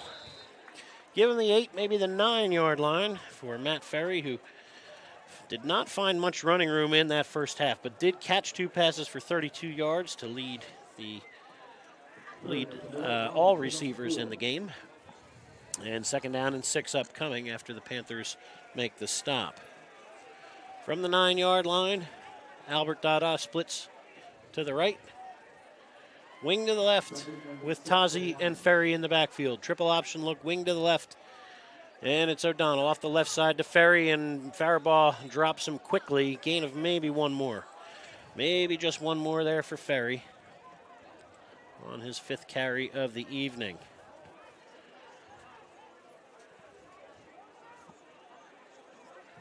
$10:57 to play here in the third quarter. First drive of this second half. Penncrest trying to get out of the shadow of their own goalpost. 3rd down and 5. Receivers split to either side. O'Donnell, back split behind him. On 3rd and 5, straight back. Looking, has time, fires to the flat, gets it over the fingertips of Austin Connor. Ferry sheds a tackle and out to the 19-yard line. Not too many guys have stopped him one-on-one. It's taken a few different tacklers, and picks up 9 and a first down. Well, I tell you, Penncrest has figured out what Haven's doing and finding gaps in their coverage, and The pass rush is not getting to him. He's dropping back far enough to give himself some time. Nice play planning. A couple of their big passes have come on just short little checkdowns to the running back in the flat, which Strath Haven isn't covering. Speaks well to the pass protection as well. 1st and 10 from the 19. Motion man is Daniel Dada to the left, and they give inside. Nope, this is O'Donnell going to keep it, and Jason Williams and friends stop him after a gain of maybe 2. Good penetration there for the Panthers. Defensive line that time, so gain of just 2 on O'Donnell's keeper. But yeah, again, they're very different from the first couple of series where the Panthers racked up 3 sacks very quickly in that first quarter. Pass protection's gotten better. O'Donnell's getting the ball out of his hands and taking those easy shots to the flat, moving the football. 2nd down and about 8 from the 22. Receivers are split. O'Donnell, give is to Tazi off the left side, and he's wrapped up from the front and from behind. Panthers on all sides there. Jason Williams had a hold of him. Got some help from a couple of buddies, and maybe just a yard for Tazi on his 5th carry. This is important to Panthers. They want to stop this, get the ball back, and score another touchdown. So this is a critical 3rd down, I think, for both teams. Panther defense trying to keep Penncrest pinned back here. 3rd down and about 7 from the 23. Receivers split, backs are split.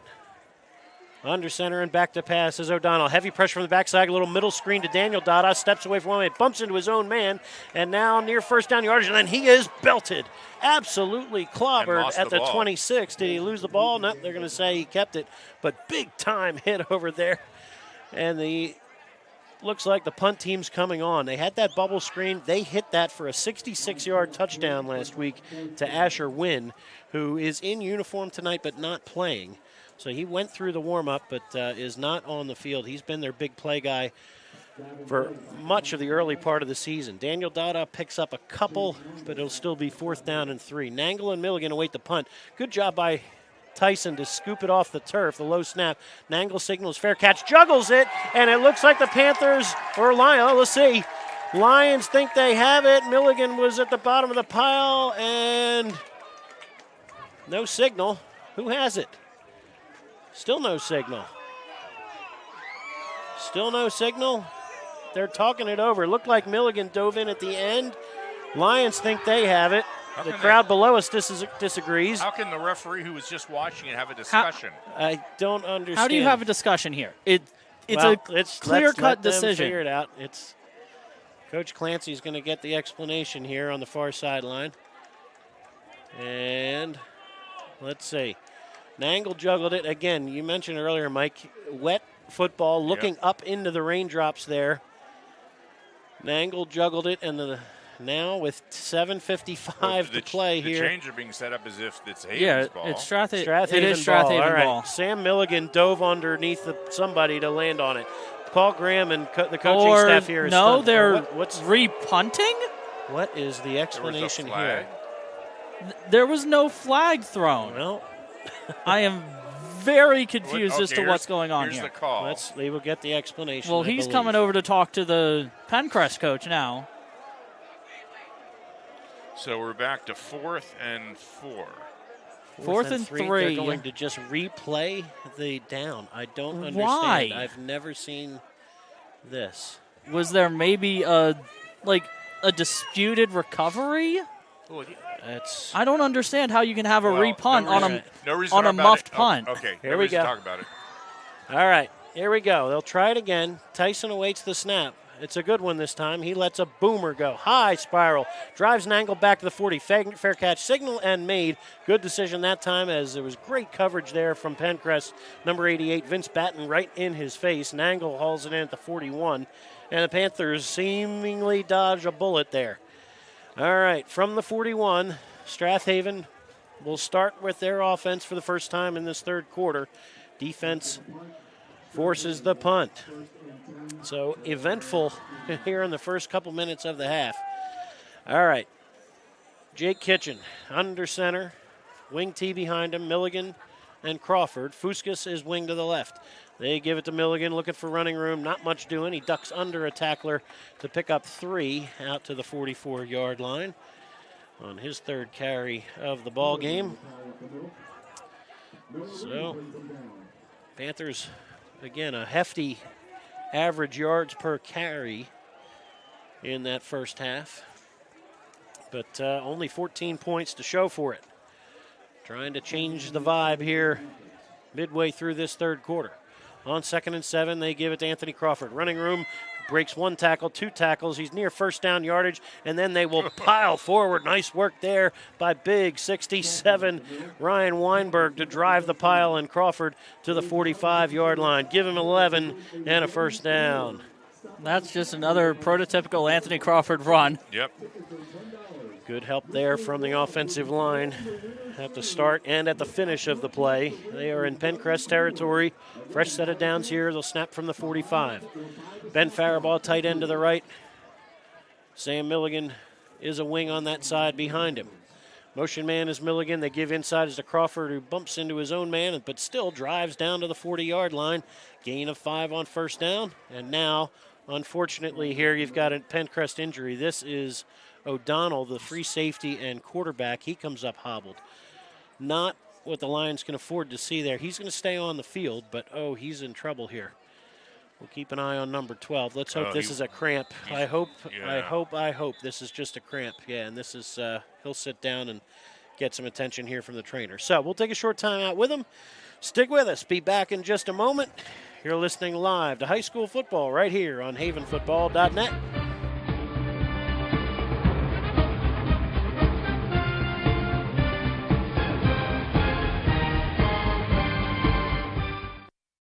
Welcome to Allstate, where everyone saves when they bundle their home and auto insurance. Isn't that right, Frank? I saved 25%. Booyah. You protected your casa? Sure did. And the Frank tank? You know it. And now you're relaxing. I'm working from home. Sure you are. Save up to 25% when you bundle home and auto with Allstate. Your local Allstate agent is Steve Taub in media. Give him a call at 610-566-3500. This is Keith Jackson. You're listening to High School Football right here on havenfootball.net. All right, welcome back to third quarter action here as Penncrest free safety and quarterback Sean O'Donnell hobbles off. Hopefully this is nothing serious. Asher Wynn actually checks in now. Just mentioned him being out of the lineup. Well, he's back in there now at free safety. 2nd and 5 here for the Panthers at the 40. Gives Anthony Crawford all sorts of room up the middle. He goes, steps over one man. He will go the distance. Crawford finishes strong. And 40 yards later, the Panthers up by 2 scores. Seas parted that time right up the middle. Crawford hopped over one man, and boy, oh boy, has he had a day. I think he's near 200 yards already. 205 I've got him for, and 2 touchdowns on 12 carries. Incredible. What a game. Extra point upcoming here for Tim Steyer at the 6-minute mark of the third quarter. Chase Nangle to hold it. Ball spotted. Kick is away. Plenty long enough, and right down Broadway. Strath Haven 21, Penncrest 6, as Anthony Crawford strikes from distance once again. Be back in just a moment. Glad you're listening live or on the archive to high school football right here on havenfootball.net.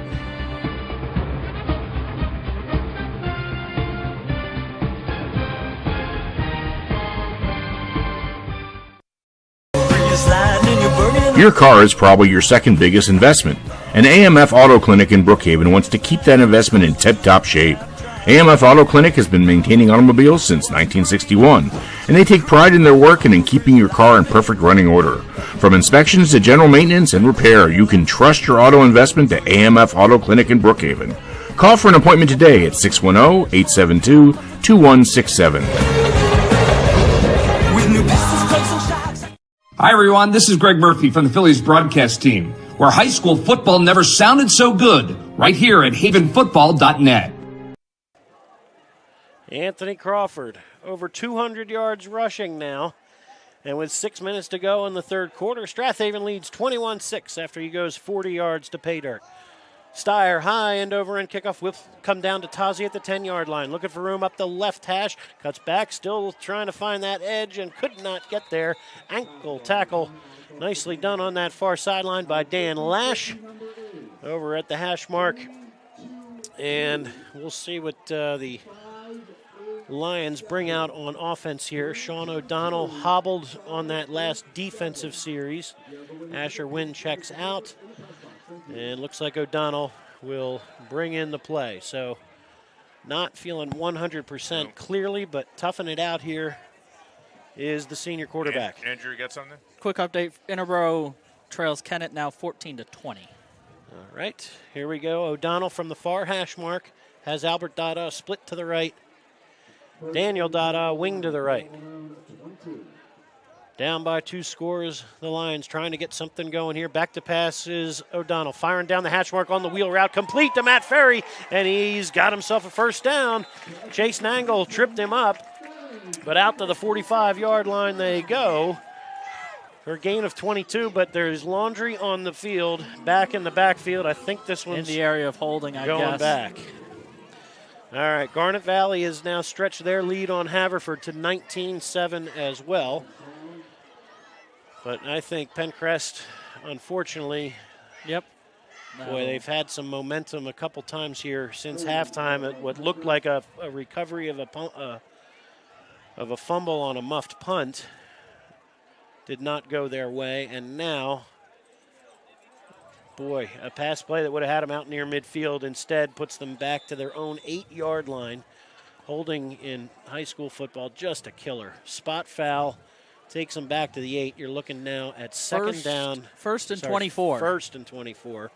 Daniel Dada split to the right. Albert to the left. Baxter split behind O'Donnell.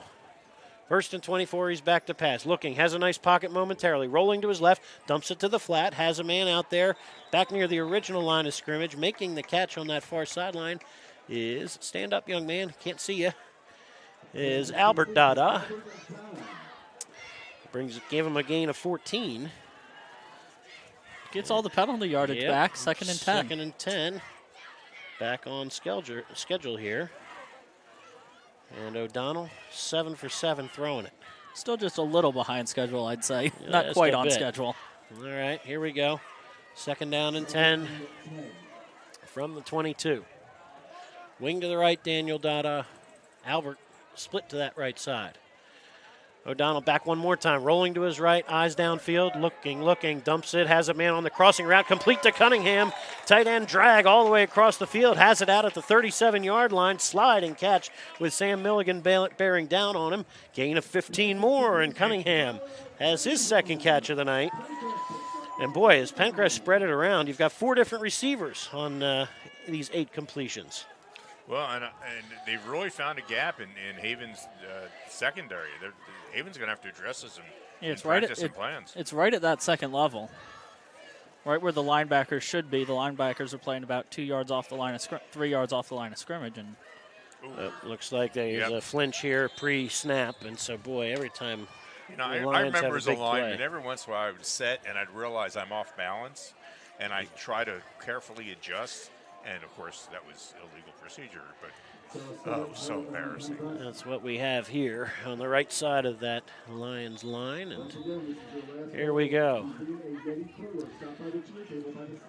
From the 32, 1st and 15, Penncrest trying to keep this drive going, trailing by 2 scores here, 4:45 to go here in the 3rd. O'Donnell under center. Back to pass again. Looking. Heavy pressure from the backside. Steps up in the pocket. Nice job to avoid it. And now Anthony Crawford drops him for a loss of 1 on the play.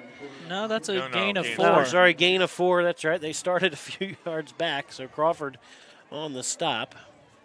Back near the original line of scrimmage. Give him the line of scrimmage. Back to 2nd and 10. All right. So good coverage that time. Nobody home, but good pocket presence there from O'Donnell to step up. It looked like Connor was coming. Good line blocking. He almost got to him, and he blocked him out. So, nicely done. 2nd down and 10 upcoming. O'Donnell under center. Split receivers, split backs behind him. Back again, right up out to the flat here as this Ferry catches it on the dead run, lowers his shoulder, and A.J. Glavicek rides him down right at the first down marker. I think they'll give him 10 and another first down.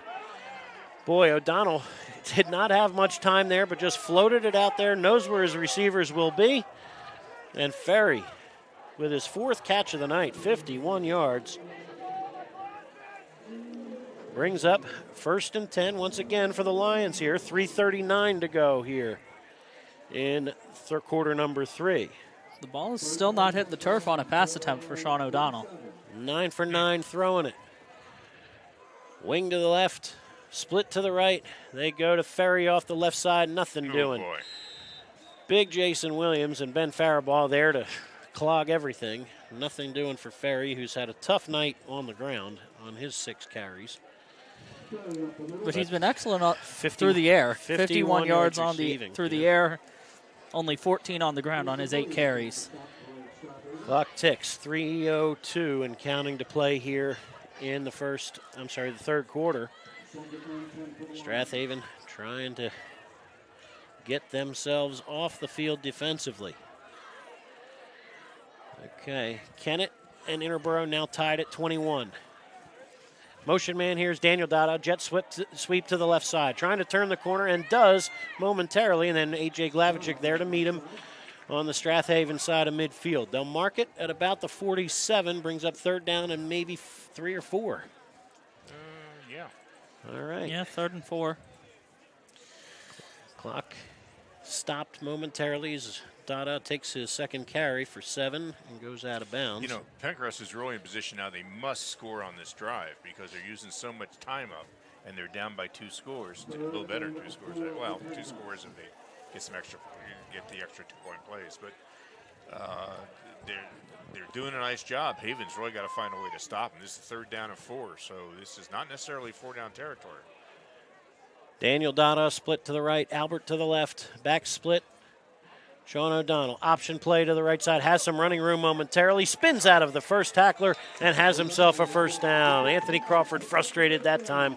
Had a good lick at him, but good work there by the senior quarterback to take it to the 40 and pick up the first down. Sticks move again on that far sideline.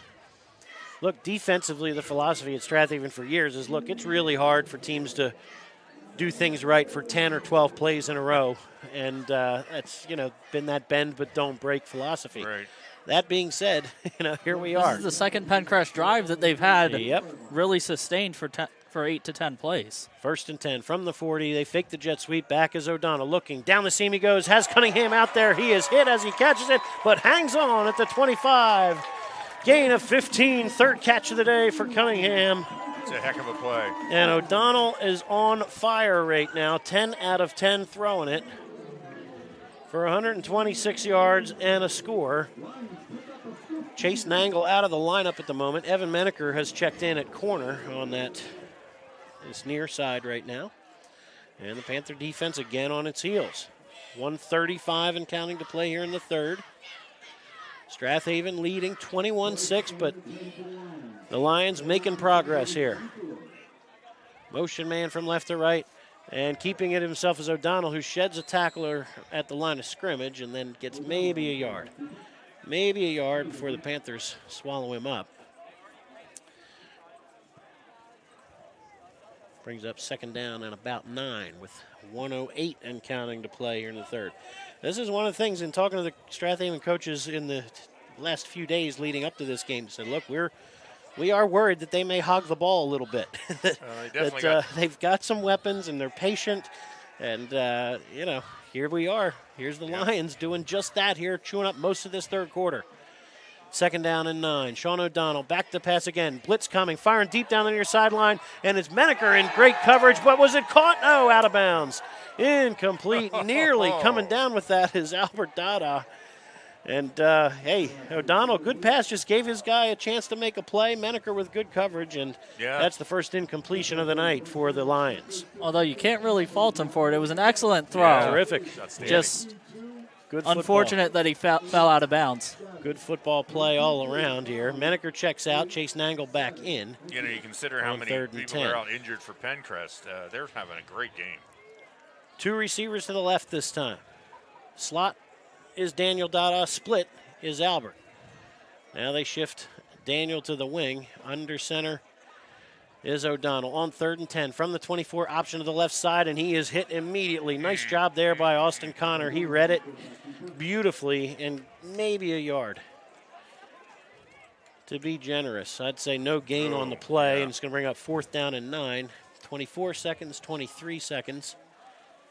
And this will, I think, do it for the third quarter. I think Coach Graham's going to say, let's talk it over. Switch sides of the field and see what we can drum up here on 4th and 9. So, 10 seconds, 9 seconds. Nobody interested in snapping it again here in the third. We'll take a short time out with them. We'll be back in just a moment for fourth quarter action. We've got a good one going on, the 22 Media Bowl here on havenfootball.net.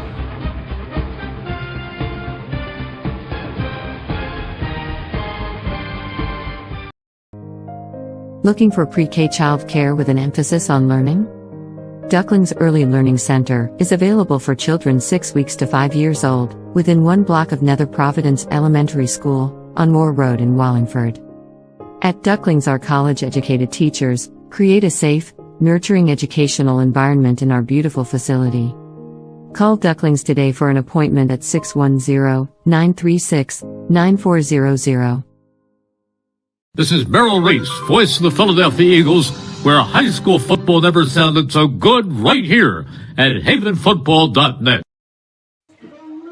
Welcome back. Start of the fourth quarter. Brian Carroll bringing you play-by-play. Andrew Kauffman, Mike Mayer, and Pete Fulginiti doing everything else during the broadcast tonight. Strath Haven leading 21-6. Quick update as well. Interboro has just jumped ahead of Kennett. Abu Kamara has over 200 yards rushing, so a couple 200-yard rushers in Delco tonight. Abu from Interboro, and the guy right in front of us here, Anthony Crawford. I'm looking at Andrew and talking about Anthony. So Anthony Crawford, 2 touchdowns tonight for the Panthers, over 200 yards rushing. But in the meantime, the Lions, 4th and 9 from the Haven 24-yard line, trying to keep things going. All right, here we go. Panthers trying to get set defensively. Backs are split behind O'Donnell. Receivers split as well. Panthers, everybody in tight. They show blitz. Here they come, firing deep down the near sideline. Incomplete. Excellent coverage by A.J. Glavichik, looking for Asher Wynn on the go pattern.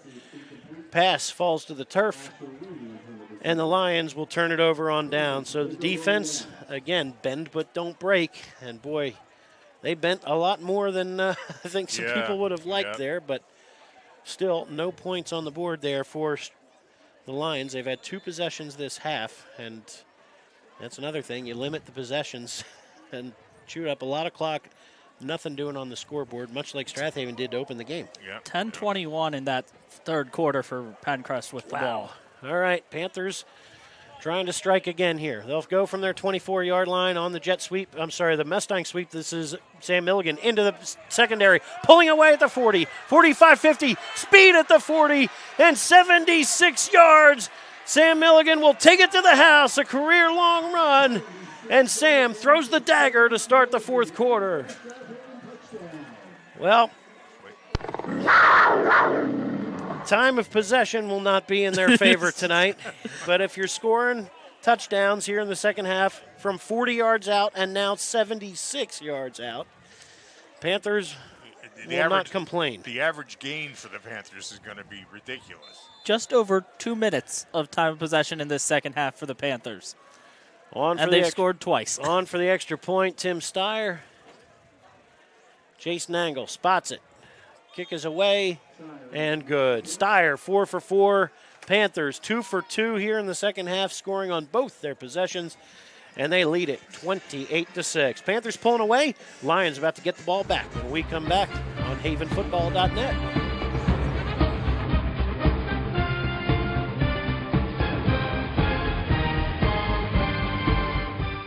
Gridiron Club is a fundraising organization affiliated with the Football Parents Association. We raise money to support the Strath Haven football team and other Strath Haven sports teams. We could not be successful without the help of the following key supporters for the 2022-23 sports season. Our thanks and appreciation to Jessica Mudrick and Berkshire Hathaway Home Services in Media. Haven by McCann in Nether Providence. KDI Office Technology in Aston. The Haven Gridiron Club and all the student athletes at Strath Haven are grateful for your support. Go Panthers! This is Keith Jackson reminding you you're listening to high school football right here on havenfootball.net. Well, the Panthers again have a pair of backs with triple-digit rushing totals tonight. Sam Milligan now over the 100-yard mark as he goes 76 yards with the sweep off the left side. Strath Haven leading now 28-6. High end-over-end kick will come down to Tazi at the 12-yard line. Looking for room up the left hash, trying to bounce to the near sideline. Does have the corner, picks up a block, and he's got some running room across the 45-yard line before Dan Lash tracks him down all the way out to the 48. And Panthers lost containment there. The contained man pinched inside. Yep. Didn't take much to block him and seal him, and again, Tozy takes advantage. Nice work. It is so hard to teach, particularly young kids, you know, when I say teenagers. They see that ball, they see the running back start to turn up inside, and they want to go meet him, and they have outside containment. And, of course, a good running back sees you take the bait, and he cuts it right back again, and you're blocked. And that's exactly what happened, and it's so difficult to do because you want to make that tackle. Particularly you're playing on specialty teams like kickoff team. Moving right to left here in the fourth quarter. Asher Wynn split to the left side. Daniel Dada to the right. Here come the Lions starting at their 48. Back to pass O'Donnell. Looking, stepping up in the pocket. Got him by the shirt tail. His Hales firing over the middle, and it is caught. Terrific catch by Cunningham. Milligan made him pay, and you have a completion out to down to the 38-yard line. Cunningham seems okay. He's going to come off and take a breath, as he should. A punishing hit from Milligan, but a gain of 14 and the fourth catch of the night for the sophomore Kyle Cunningham. That was quite a hit. That was quite a catch. The fact that he held on to it was remarkable. I'm not sure he did, but I don't think any of the officials had a really great angle to see if the ball hit the turf. Yeah, well, I know that Crawford had thought that he was it Crawford. Milligan thought he had dropped it, but impressive catch. 1st and 10 for the Lions. Right back into Strath Haven territory here, trying to cash in. They scored late in the in the second quarter, but nothing to show for a pretty good offensive showing since. Give off the right side. This is Ferry for maybe the line of scrimmage. That's about it. Boy, they have done a good job on the fullback tonight. They meaning really the 4 defensive linemen, and Ben Faribaugh leading the charge there. Ferry just not much doing. I think, what's he, about 15 yards on 9 carries? 9 carries for 14 yards. That's not a very good average yards per carry. Been a tough sledding there for Ferry, although he's gotten loose in the past game a few times. 4 catches for Ferry for 51 yards. Cunningham 4 catches for 55. So there's, again, some weapons here for a very understaffed Penncrest offense right now. But they are absolutely battling with 10 minutes to go here in regulation. Receivers are split, backs are split. O'Donnell, give inside to Tazi, he's going nowhere. Vince Hale's there to meet him, along with Bob Fuskas. There's another sophomore who's had a good night. Vince Hale's had a sack in that first quarter and has been lost one really, on the play. Really tough. So they'll put it at the 39 for 3rd and 11. 3rd down and 11. Quick update from Interboro. Kennett kicks a 35-yard field goal. It's 28-24. Okay, Kennett has a terrific kicker. There's Penn State interest there. If he may even be committed by now. It's something to watch. All right, Evan Menaker back in the game at corner on this near sideline, as well as Shane Green in here as a nickel. And timeout Lions with 9:09. They need to get this one right. 3rd down and 10 or 11 upcoming with 9:09 to play in regulation. We will take a short timeout with them. Strath Haven defense trying to slam the door on this one. Lions trying to stay alive here on havenfootball.net.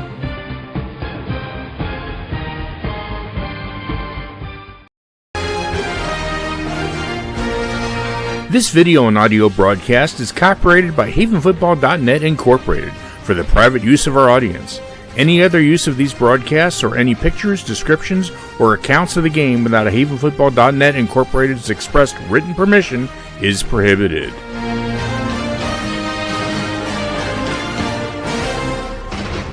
This is Merrill Reese, voice of the Philadelphia Eagles, and you're listening to high school football right here on havenfootball.net. All right, here we go. 3rd down and 11 from the 39. Trying to keep things going are the Lions. Back pass, a little bubble screen inside. It is deflected and incomplete. Looking for Daniel Dada. Marco Kauffman there to meet him and make the hit. Pass just a little off target and into traffic. Into traffic, indeed. Panthers had that one scoped out pretty nicely. So O'Donnell completed his first 10 passes of the night, has missed on 3 of his last 4 here in the second half. Asher Wynn checks in. Albert Dada checks out on 4th and 11 from the 39. Strath Haven leading 28-6 with 9:03 to play here in the 4th. Daniel Dada split to the right, Asher Wynn to the left. Evan Menaker is your corner on the near side. Back to passes O'Donnell. Look, steps up, fires over the middle. It is caught by Cunningham. He wins the jump ball with Fuskis. He'll be just shy of the first down, though, on 4th down. So he needed 11. He got 9, and the Panther defense holds. Fifth catch of the night for Cunningham, but good coverage by Fuskis. Give him some credit for being in the right spot there. And the Panther offense will get another crack at it now from their 30-yard line. 8:53 to play in the 4th. If you're joining us late, we mentioned it in the pregame show. There will not be a JV game this week. So, again, we'll see what the Panthers can do here, and maybe they get some substitutions in if they get another score. But who knows? Give is inside to Anthony Crawford. He goes up the middle, carrying tacklers for first down yardage and more all the way out to the 45-yard line. Give him 15 more and another Panther first down. Quick update from over in Springfield. Marple Newtown scores a touchdown but failed to convert the 2-point conversion. 28-26 Springfield lead there. Barn burner as expected over there. Thought that would be a close one. And, hey, it's been some tight games, exciting games. It's early 4th quarter. Haverford trailing Garnet Valley 19-7. Here, Strath Haven trying to add to a lead. Give inside is to Anthony Crawford, and good job stepping up that time on the stop is Matt Ferry. Took his blocker and Anthony Crawford to the turf after a gain of just 1. Slid off his block and grabbed the running back. That was terrific. 2nd down and 9. Panthers content to just milk some clock and move the chains here, trying to get to 6-0 here in the midst of the Central League season. All right. Jake Kitchen under center. Wing to the left, Bob Fuskis. Milligan in the backfield.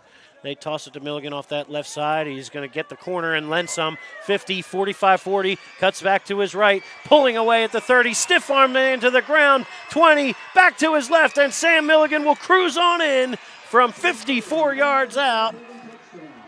Is there a flag? There is a flag back here at the 40. I was going to say the referee and friends were not interested in jogging down the field with them, and this one is coming back. There's actually 2 flags, one at the 40 and one at the 30. All right, so the Panthers' toss play to Milligan there was certainly effective, but that may be in part to an illegal block. All right, so illegal block in the back.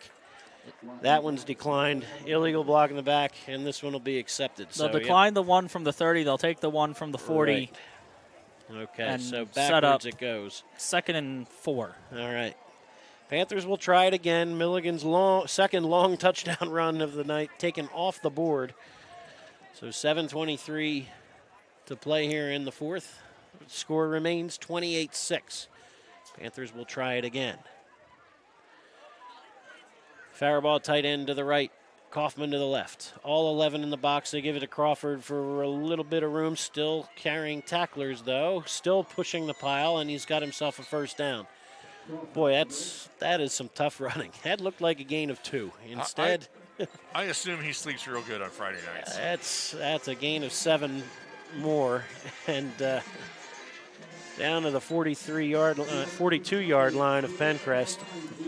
Crawford 15 carries for 227 or so. We'll check the film later, but that's an unofficial total that's continuing to climb here. From the 42, Fuskas in the backfield with Crawford this time. Austin Connor is wing to the left. They give it to Connor. Sweep to this near side, and he's got some room and some speed. 35-30. He's pulling away. Still on his feet. They've got him by the collar and sling him out of bounds at the 13-yard line. Austin Connor rips off a gain of 29. And the Panthers in business once again. A little bit of a questionable tackle there, grabbing him by the collar. Didn't get inside the pads, I guess. And yeah, it looked like he just got jersey, so no horse collar tackle foul there. So Strath Haven will snap it from the 13. Wing to the left is Austin Connor.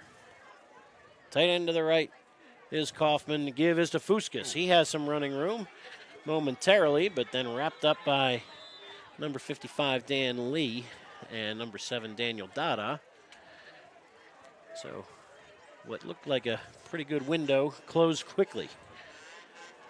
And now put it just inside the 10, so second down and 6, as Fuskas has had a relatively quiet night, just 4 carries. Still has 27 yards on those 4 carries. About 7 yards a pop, but again, they've shared it with 6 different ball carriers tonight. And the Panthers just keep you guessing on who's getting it next. Second down and 6 from the 9. Motion man is Fuskas. They give is to Crawford, and he will go into the end zone for the 3rd time tonight. 13th touchdown of the season for Anthony Crawford. He punches it in from 9 yards out. Panthers lead it 34-6. Extra point pending. Well, it's been one whale of a showing here for the Panthers in the second half. Left some points on the table before halftime, but they've scored on every drive here since intermission. Menaker to snap. Nangle on one knee at the 10-yard line. He puts it down. Tim Steyer is now 5 for 5, punching that one through. 5:53 to go here in regulation. Be back in just a moment. Penncrest still battling, and we'll get the ball momentarily when we come back on havenfootball.net.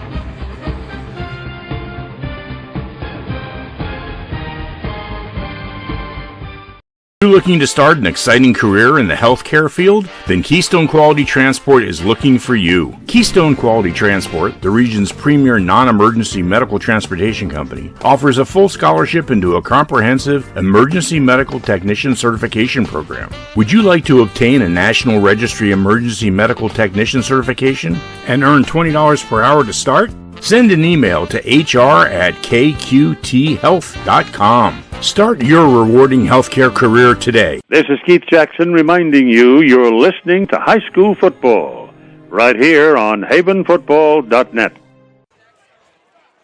5:53 to go here in quarter number 4. Strath Haven 35. Penncrest 6. Anthony Crawford takes it in from 9 yards out as Sam Milligan's long touchdown run wiped off the board, but no matter. A handful of plays later, the Panthers are in the end zone for the 5th time tonight. 5:53 to go in this one. Tim Steyer booms one. End over end kick will drive Tazi back to the 3-yard line. Looking for room off the left side, heading towards the Penncrest sideline. Trying to get a block. They have numbers over there. He turns upfield and is finally pushed out of bounds by Matt Jones. The contained man holds up well that time and pushes him out at the 35. So, again, good battle here from Penncrest tonight. They've got certainly respectable stats on the offensive side of the ball. Just could not find the end zone except for that one beautiful connection to Kyle Cunningham with 22 seconds left in the first half to cap a drive. But a couple other drives that stalled inside the Strath Haven 30-yard line tonight. They've been excellent through the air. 13 of 16 for 149 yards passing and 68 yards on the ground. I think that's the most passing anybody's pulled on Haven this year. Yeah, probably, because I don't think anybody else has tried to put it in the air as much. They haven't completed it nearly as much. Wait till next Friday. Ridley will sling it. Here we go. 1st and 10 from the 35. Daniel Dada on the sweep to the right side, pulling away momentarily. Jay Curtis steps in and makes the tackle. Good work there by another sophomore on the defensive line. And loss of at least Curtis will drop him for a loss of 1 or 2 here. Brings up second down and 11, or 12, I guess. Second and 12. 5:19 and counting to play here in regulation. We mentioned Ridley. We are on the road for the third time in a row at Ridley next week with the Panthers. Penncrest, on the other hand, with Garnet Valley, Springfield, and Haverford in the next 3 weeks before finishing with Radnor. Tough stretch upcoming here for the Lions. Second down and 12. Rain coming down a little bit harder and pretty steady at this point. O'Donnell gives to Tazi in the backfield, and he's met quickly. Nice work right there again. That's Jay Curtis coming in with some fresh legs. The sophomore with two tackles on his 2 defensive snaps on this series. Gain of maybe 1. He got 1 of the yards back, and third down and 11. And a quick update from over at Edinburgh. Abu Kamara goes 82 yards. They lead now 35-24 on Kennett. He's got to be over 300 with another 82-yard run. Might be his second or third game over 300 yards rushing this year. His numbers this year are absolutely incredible. All right, here we go.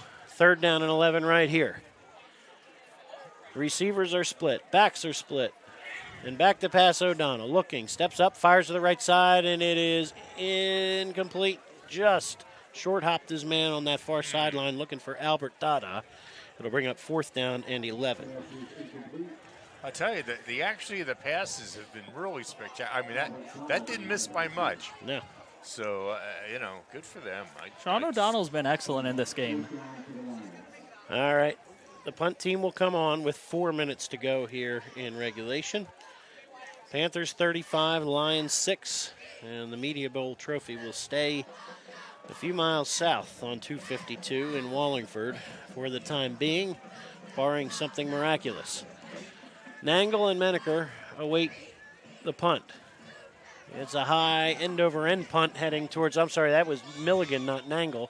Milligan makes the catch at the 33-yard line and signals fair catch and gets the offense back out there. Look very similar. All right, so here we go. Some substitutions now for the Panther offense.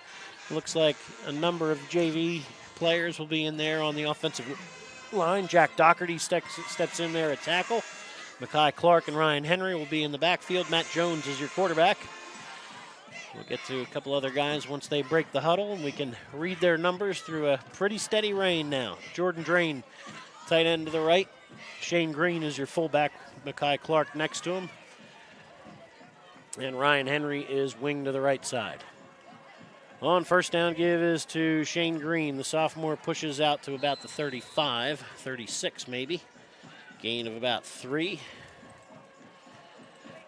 And brings up second down and 7. Clock continuing to melt here.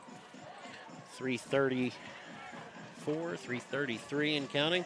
Panthers, I believe, are going to need one more first down or so to then start thinking about taking a knee. 35-6 is your score.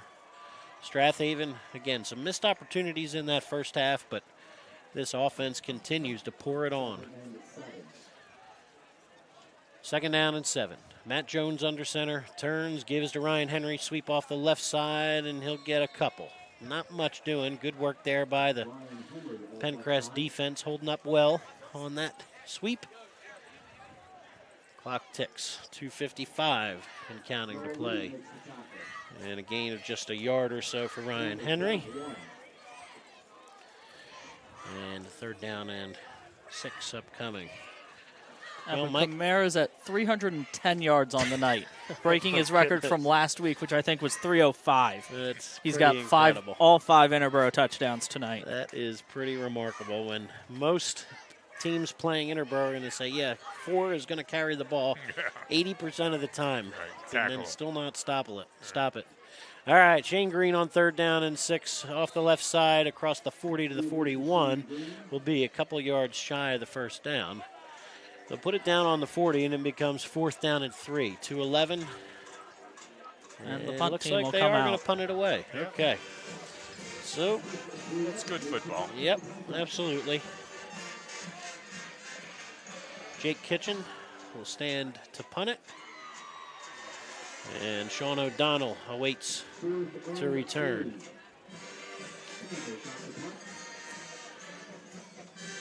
Clock melting. The Lions will get a little bit of time here momentarily. Kitchen, boomer, terrific high spiral. It's going to take a terrific bounce for the Lions, and Shane Green does well to track it down. And bounced backwards about 6 yards, but good kick there from Kitchen. And the Lions at the 35-yard line will set up 1st and 10, 1:32 to go here in regulation. Again, we'll try to keep you posted on some other scores, but you'll have to check the scoreboard in the days ahead. Of course, on the Daily Times, pick up your Daily Times tomorrow morning and Sunday for more stats. Right. And, of course, on the website, we will have play of the game, stats, all sorts of things updated on what appears to be a pretty rainy weekend. We might be sitting inside a little more than we'd like over the next 48 hours or so. Timeout? All right, there is a timeout. I think Penncrest is going to talk things over here and get set for the last 92 seconds. Stick with us. Be back in 30 seconds right here on havenfootball.net.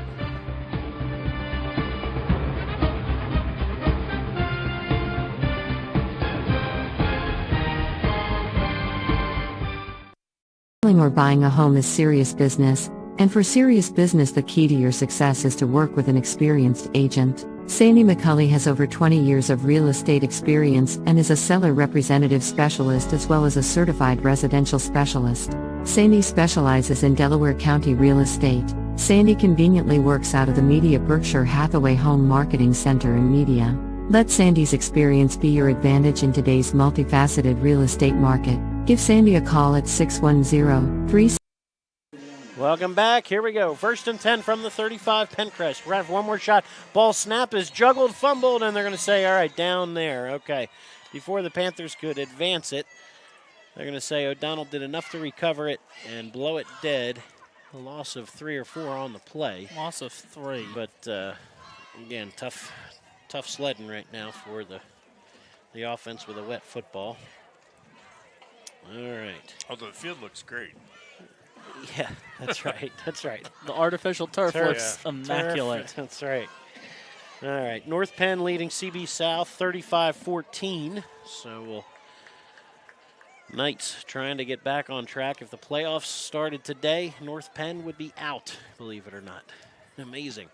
All right, they're trying to climb back in it. Here the Lions trying to do the same. Option play to the near side. This is Matt Ferry who picks up a few. Tripped up by James Fisher, but he falls forward to the 40-yard line. Gain of maybe 7 or 8 here, and it brings up 3rd down and 5. So Ferry 8 on the play. It's Ferry's best gain of the night, and it's come too little too late here. 23 seconds, 22 seconds, and Coach Graham, I think, will say, let's live to fight another day. I don't know that they want to snap it one more time, and they'll just say, yeah, let's keep everybody healthy leading into next Friday's tilt with Garnet Valley. So the Lions, they were game tonight. Boy, did they fight. They had a terrific battle through the first half. Held Strath Haven to just 14 points through halftime, but the Panthers just too much after halftime. And 35-6 is your final as the Panthers move to 6-0. We'll take a short time out, be back for a quick wrap-up, and talk a little bit more about the days ahead of what's upcoming on havenfootball.net.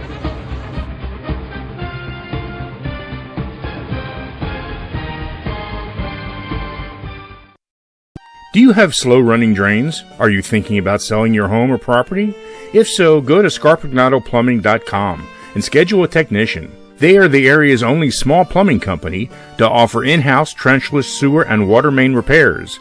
They also offer sewer lateral certifications for the surrounding communities. From faucets to water heaters, they can handle all your plumbing needs. Give them a call at 484-832-5566. This is Keith Jackson reminding you you're listening to high school football right here on havenfootball.net. Welcome back to Lewis Scott Field here in Media. Strath Haven will keep the Media Bowl trophy in Wallingford. They will hope to add to the hardware a little later on in the season, maybe with a Central League title, maybe with a District 1 title, who knows. But the Media Bowl trophy always holds a special place in the hearts of many high school students here at Penncrest and Strath Haven. So the Panthers come out on top. It's been theirs every year since 2015 now. And the Lions, though, a terrific battle tonight. Paul Graham and his kids, shorthanded tonight for sure. But, boy, did they battle, Mike. No doubt about it. I was very impressed. I was concerned about Haven taking this too lightly. I don't know that he did or didn't, but they certainly were not on top of their game. They had two solid opportunities to score, which they did not. So 2 touchdowns they gave up in the first half, and then in the second half they did come on strong, didn't make the errors, didn't miss the opportunities, and held Penncrest scoreless in the second half. So, good for them. They did it. I'm just getting concerned. They're going to be playing a very good Ridley team next week, and you can't give up the first half of the game to Ridley and then expect to come back and beat them. So that should be a slugfest next week. Absolutely, and the Panthers will have to get a few things figured out in the secondary as well. Terrific game tonight from Sean O'Donnell and the Penncrest passing attack, and the Panthers will be tested next week for sure, as Ridley will come in with just 2 losses, one to a team in Florida, and one loss as well to Garnet Valley a couple weeks ago. But in the meantime, Strath Haven moves to 6-0. No complaints on that front for sure. And one more road game before they take it back to the friendlier confines of George L. King Field for a couple after that. So, thanks again to Chip Ollinger and everybody here at Penncrest. Got a nice dry night here in the booth. It's been wonderful. And thanks again to everybody who involved with the homecoming festivities. It's a great atmosphere for the 2022 Media Bowl. For Pete and Andrew, fantastic job as always. Mike Mayer, wonderful job, and thanks in advance for everything you're doing on havenfootball.net. Brian Carroll signing off. Final score 35-6. Strath Haven goes to 6-0 on havenfootball.net. Good evening, good night, and great football. This internet broadcast has been a production of havenfootball.net Incorporated. All rights are reserved. Thanks for watching and good night.